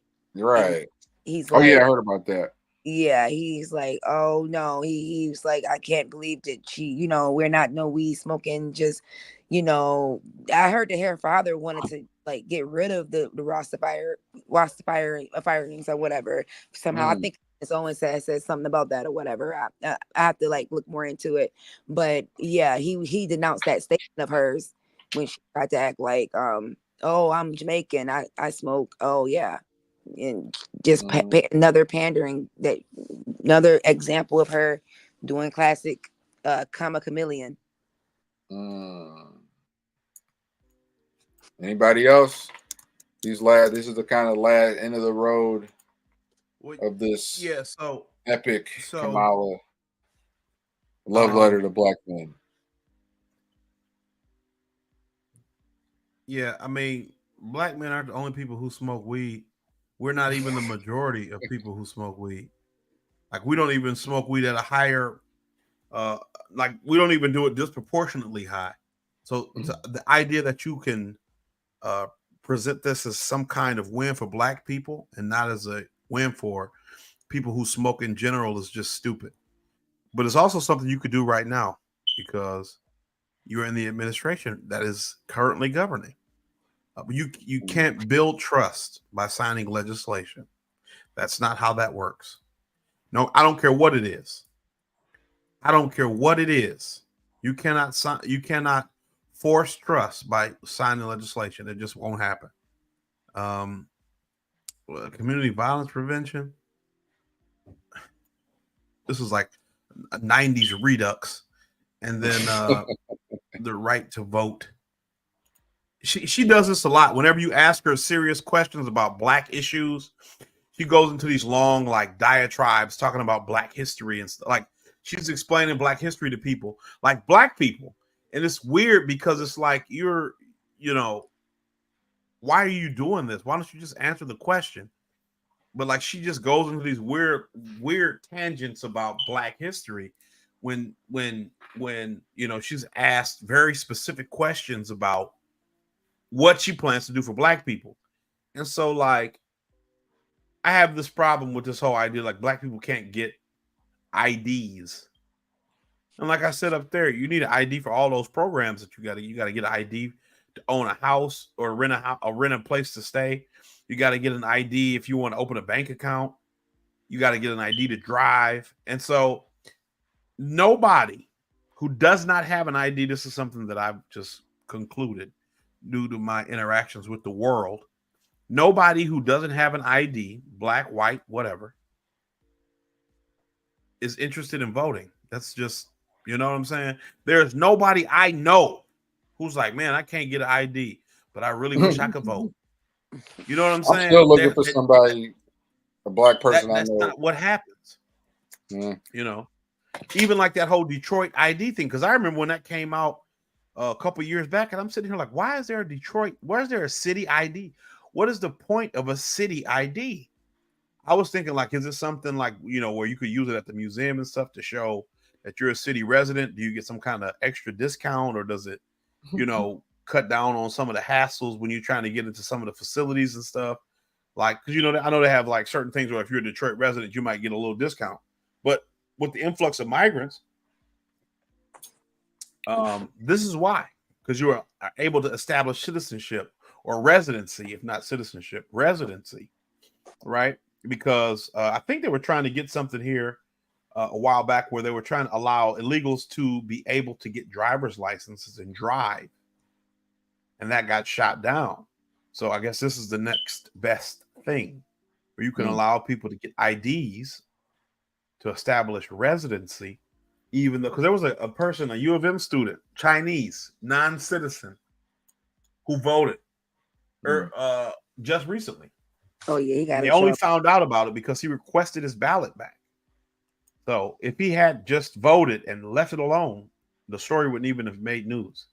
Mm-hmm. But this is our electoral system is if you can't get to the polls to vote, I don't care what it is, you should not be able to vote. I don't care what your condition. If you're sick, if you're old, if you're alone, if you're infirmed, if you're out of the country and they don't have very specific polling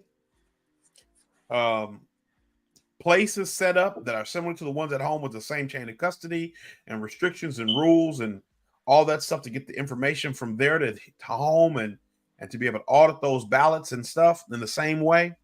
If you can't get to the polling place and vote in person, you should not be able to vote. Period. I agree with that. I think it's just gotten too far. You should not be able to vote if you can't vote in person. Mm-hmm. You know, and you should have to use paper ballots. None of this electronic stuff. It should be just paper. But this is, you know, we've done it before, and you knew who the winners was by the end of the day, by that night. Right. But it's just like I think it was Boss Tweed said, you know, I don't care who. What is it? He said something like, I have to look it up, but he said something like, I don't care who. Let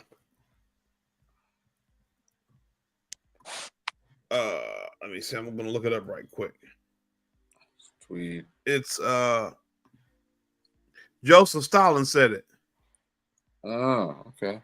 He said, I consider it completely unimportant who in the party will vote or how. But what is extraordinarily important is who counts the votes and how. Mm-hmm. Yeah. So that's the situation. It don't matter who votes and it don't matter how they vote, but it matters who counts the votes and how they count the votes. And so this is the situation that the Democratic Party is trying to implement. Yeah. They don't care who vote and they don't care how they vote. All they care about is who counts the vote and how they count the vote. Because if you control who counts the votes and how, then you control who wins. Yeah. That's it. That's who wins. Whoever you say who wins because you counted the vote.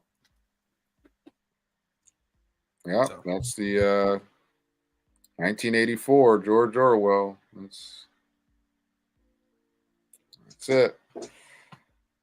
All right. Okay, cool. Anybody else on this? This is the last pillar of, once again, Kamala Harris's love letter. Not so much love letter for black men. Be intelligent. Hey, so good update. Hey, you called my name just in time. So Jessica's phone died. So I'm gonna tell her to try to jump in real fast. So maybe we can get that going. Is she here? So you just texted me your phone died. I'm gonna facilitate it right now. So let me get You on. said who? Okay. Yeah. Okay. If we can get her real quick, we can have her say a few words, and we're gonna go to the last topic of the night. So, can you send her the link, or is she with you right now? Yeah, I sent her the link, so I'm kind of gonna log back in. Let's see. Okay, cool. All right. So as soon as she hops back in, we'll turn the floor to her real quick. But I just want to. I gotta switch screen shares, so we're gonna be wrapping down the show real quick.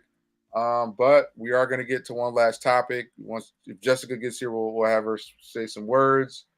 But I want to go ahead and go over our last topic. So hold on. Just got to reshare my screen. All right. So you guys know the election day is coming. This will be our last episode before we depart and find out who the next president is going to be. So I want to go around the horn. Obviously, once our other special guest gets here, we could turn to her. But until then, I'd like to have everybody go around and we can just, ask, like, who do you think will win? What do you think will happen if Trump wins? What do you think will happen if Kamala wins? What do the next 4 years look like? And then finally, I guess if you want to answer this, what elites are willing to do to keep. I think we already kind of know that. So just these three. Who do you think will win? What do you think happens with Trump win the next 4 years? What that looks like, and what do you think Kamala wins, and what will that look like the next 4 years? So, whoever wants to go for. Actually, I want to start maybe with you, a light one. Okay. So I think we'll win. It's not really clear to me. I would love to see Trump win. But the way like you just deleted the elites part, the what they're doing to make sure that he doesn't, and the lies that Kamala is saying, and just how far they've been going, and I know how that system runs. If he wins, I mean, to me, it's inevitable that the next 4 years might be wartime.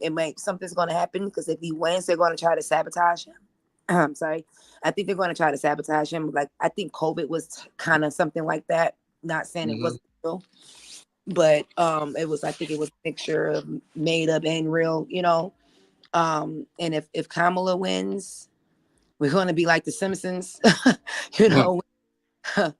Lisa was the female president, and the aliens was invading.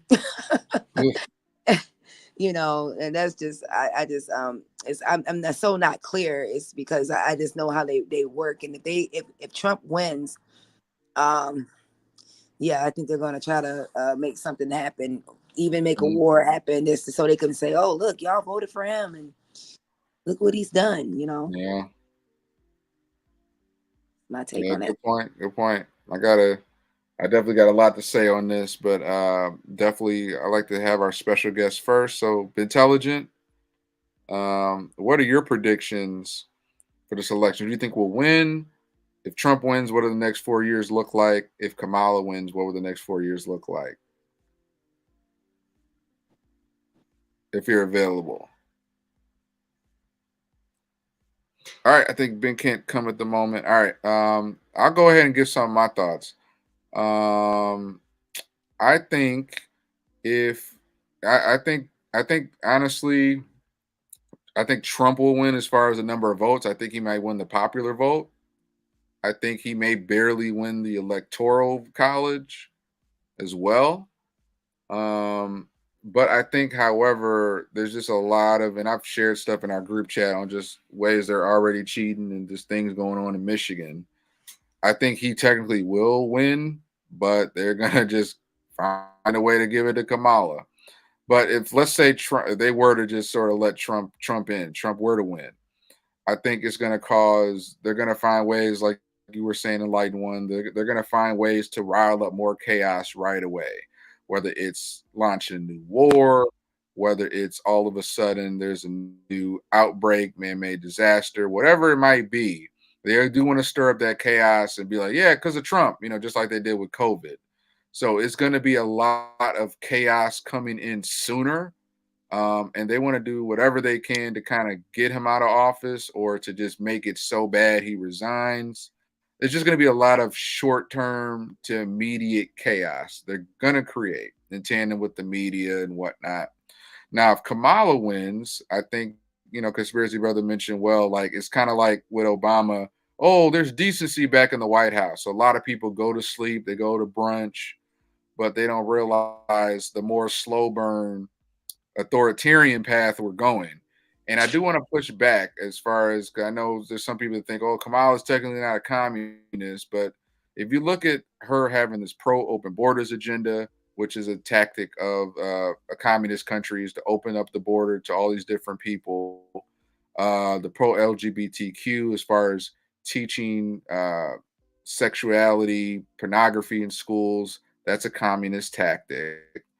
There's like 3 or 4 examples you can kind of give. So I feel like with Kamala, I'm not saying she's just a full communist, but she does have Marxist teaching. She does have a communist ideology, but I think we're going to partner that with a globalist authoritarian.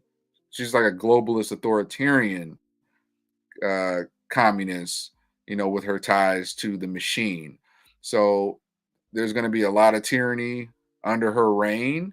There won't be immediate disaster and chaos like they'll drum up if Trump gets back in, but there's going to be more of the Biden 2.0 presidency, Obama third term, It's just going to be a more slow hot pot boiling with the frog inside versus Trump gets back in. They're just going to like kill the frog, So that's my initial thoughts. But conspiracy brother, if you want to expand, or be intelligent if you're around. If not, conspiracy brother, your official predictions.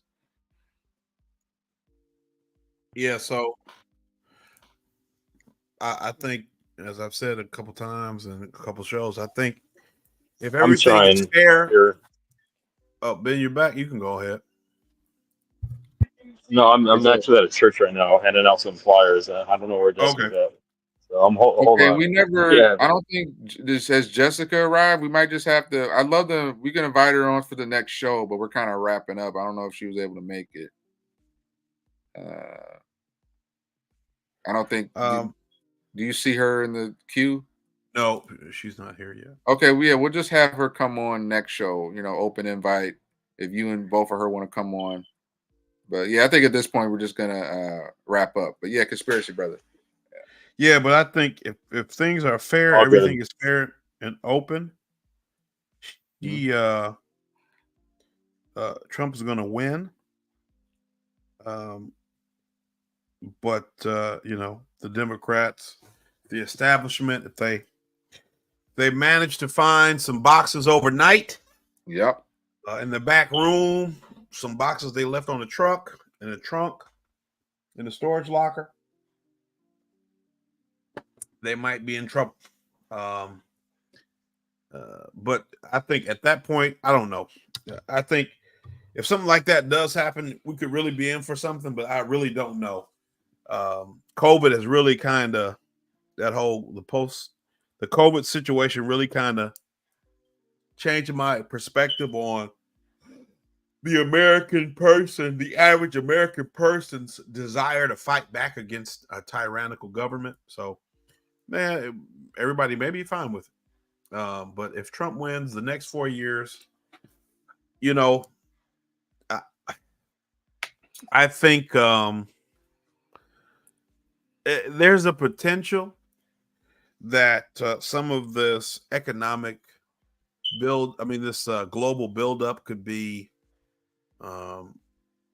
postponed. Some of the tensions rising with China, with Iran, with North Korea could be postponed. Even the stuff with Russia.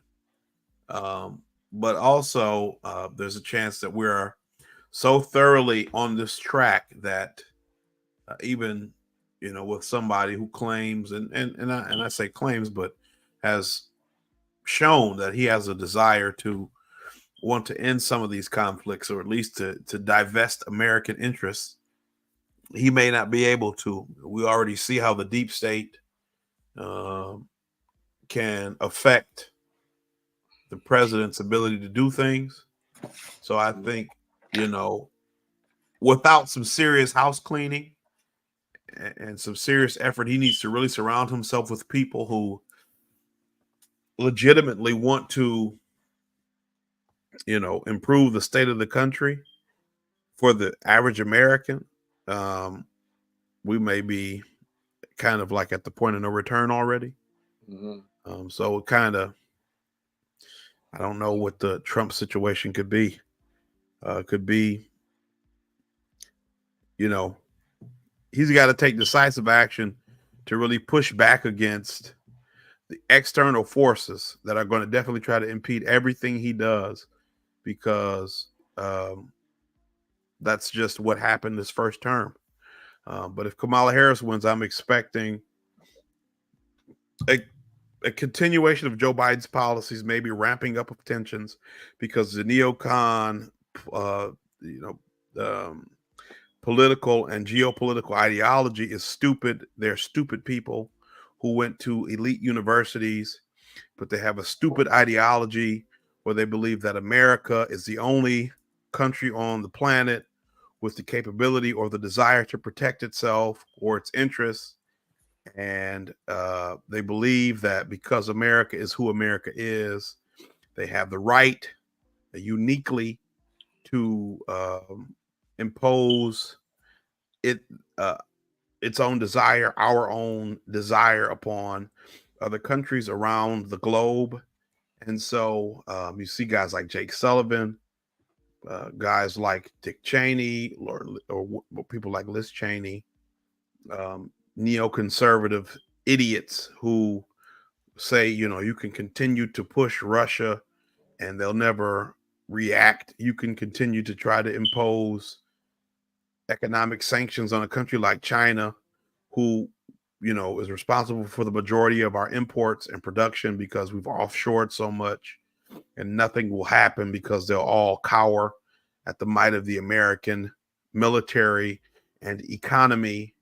And so, as I think Ben Intelligent spoke earlier about just how the petrodollar's kind of seeming to fail, or at the very least, we are losing control over the oil market monopoly as far as trade is concerned. BRICS is working on a currency that they will be able to use to settle trade among the various countries who make up BRICS.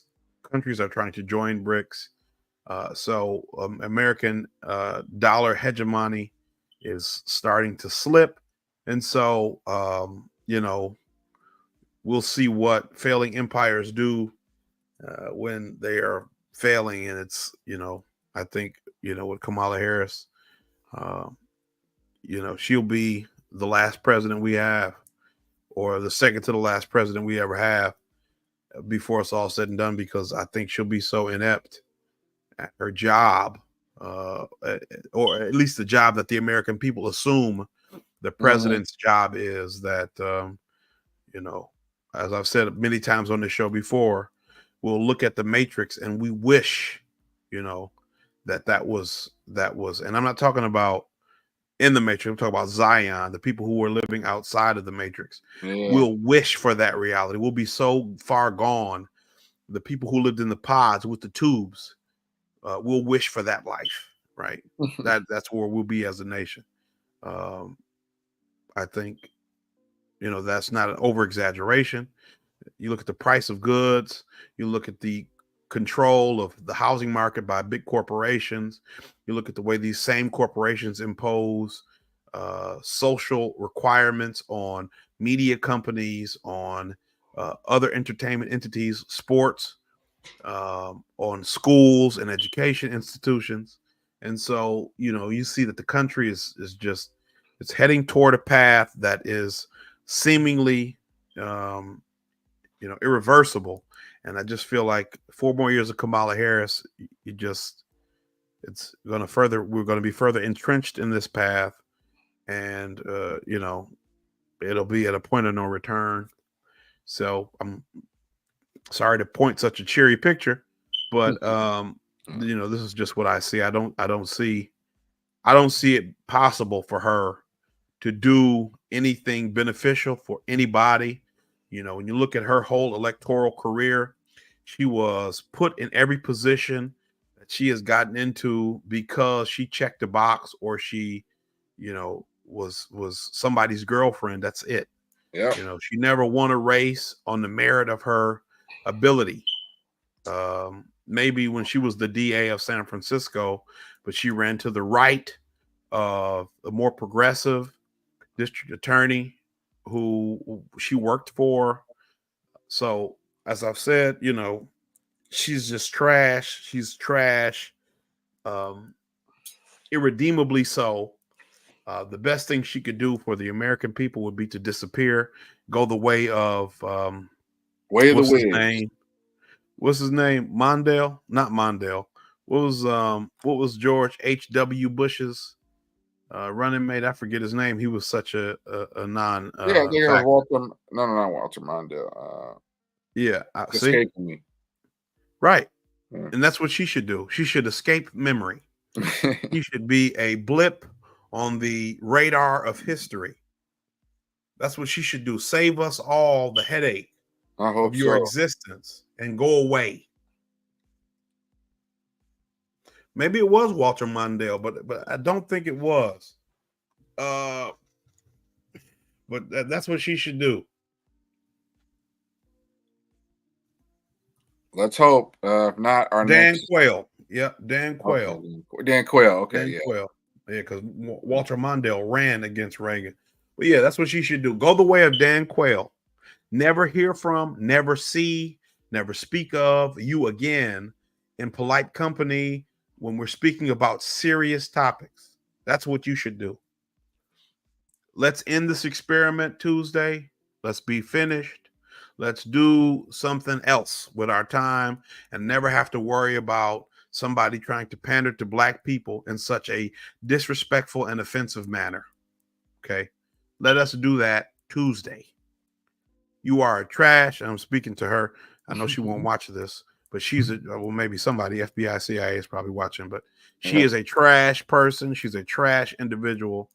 The people who support her are misguided at best, and those establishment figures who support her are trash, the same as she is. Most uninformed voters, I won't call them trash because you're just misguided. And I hope that you can see the error of your ways before it's all too late. But she's trash, and that's I'll leave it there.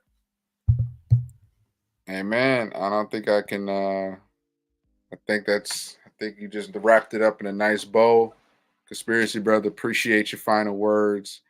I think that's it. I think we're gonna wrap it up, y'all. I appreciate you guys tuning in to episode 33 of Uncomfy Truths is in the bag. Once again, special thanks to our special guests, Enlightened One and Ben Intelligent. Appreciate you both. Any Thanks parting for having words? me. Any parting words? I know Ben Intelligent's kind of caught up in doing something, but anything else you want to say? Enlightened One. Nope. I just wanted to say thanks for having me. All right. Thanks for joining. I'm glad you could come and kind of share your perspective with us and give us some information. And if you ever decide you want to come back and kind of talk more about yourself or your organization or any of your other, things we've talked about or touched on in any more detail, definitely would like to, set that up or whatever. Cool. Yeah. Awesome stuff. Yep. And like I said, we do have a group chat open for guests of the show that we kind of started this podcast in. And then, of course, we can add you guys. You guys want to return back to the show? We got room on our channel banner, for our different guests that we kind of like to promote and highlight. So, all right, guys, I appreciate you tuning in. Uncomfy Truths, episode 33 is in the bag. Election day is on Tuesday. Get out, vote if you haven't already. And we will see what happens. Either way it goes, it's going to be a bumpy ride. So sit back, buckle up your seatbelt, and we'll see what happens. Thanks for joining. Thanks for listening. And remember to always think for yourself. And if we don't say it, if somebody doesn't say it, then we will. All right, y'all. See ya.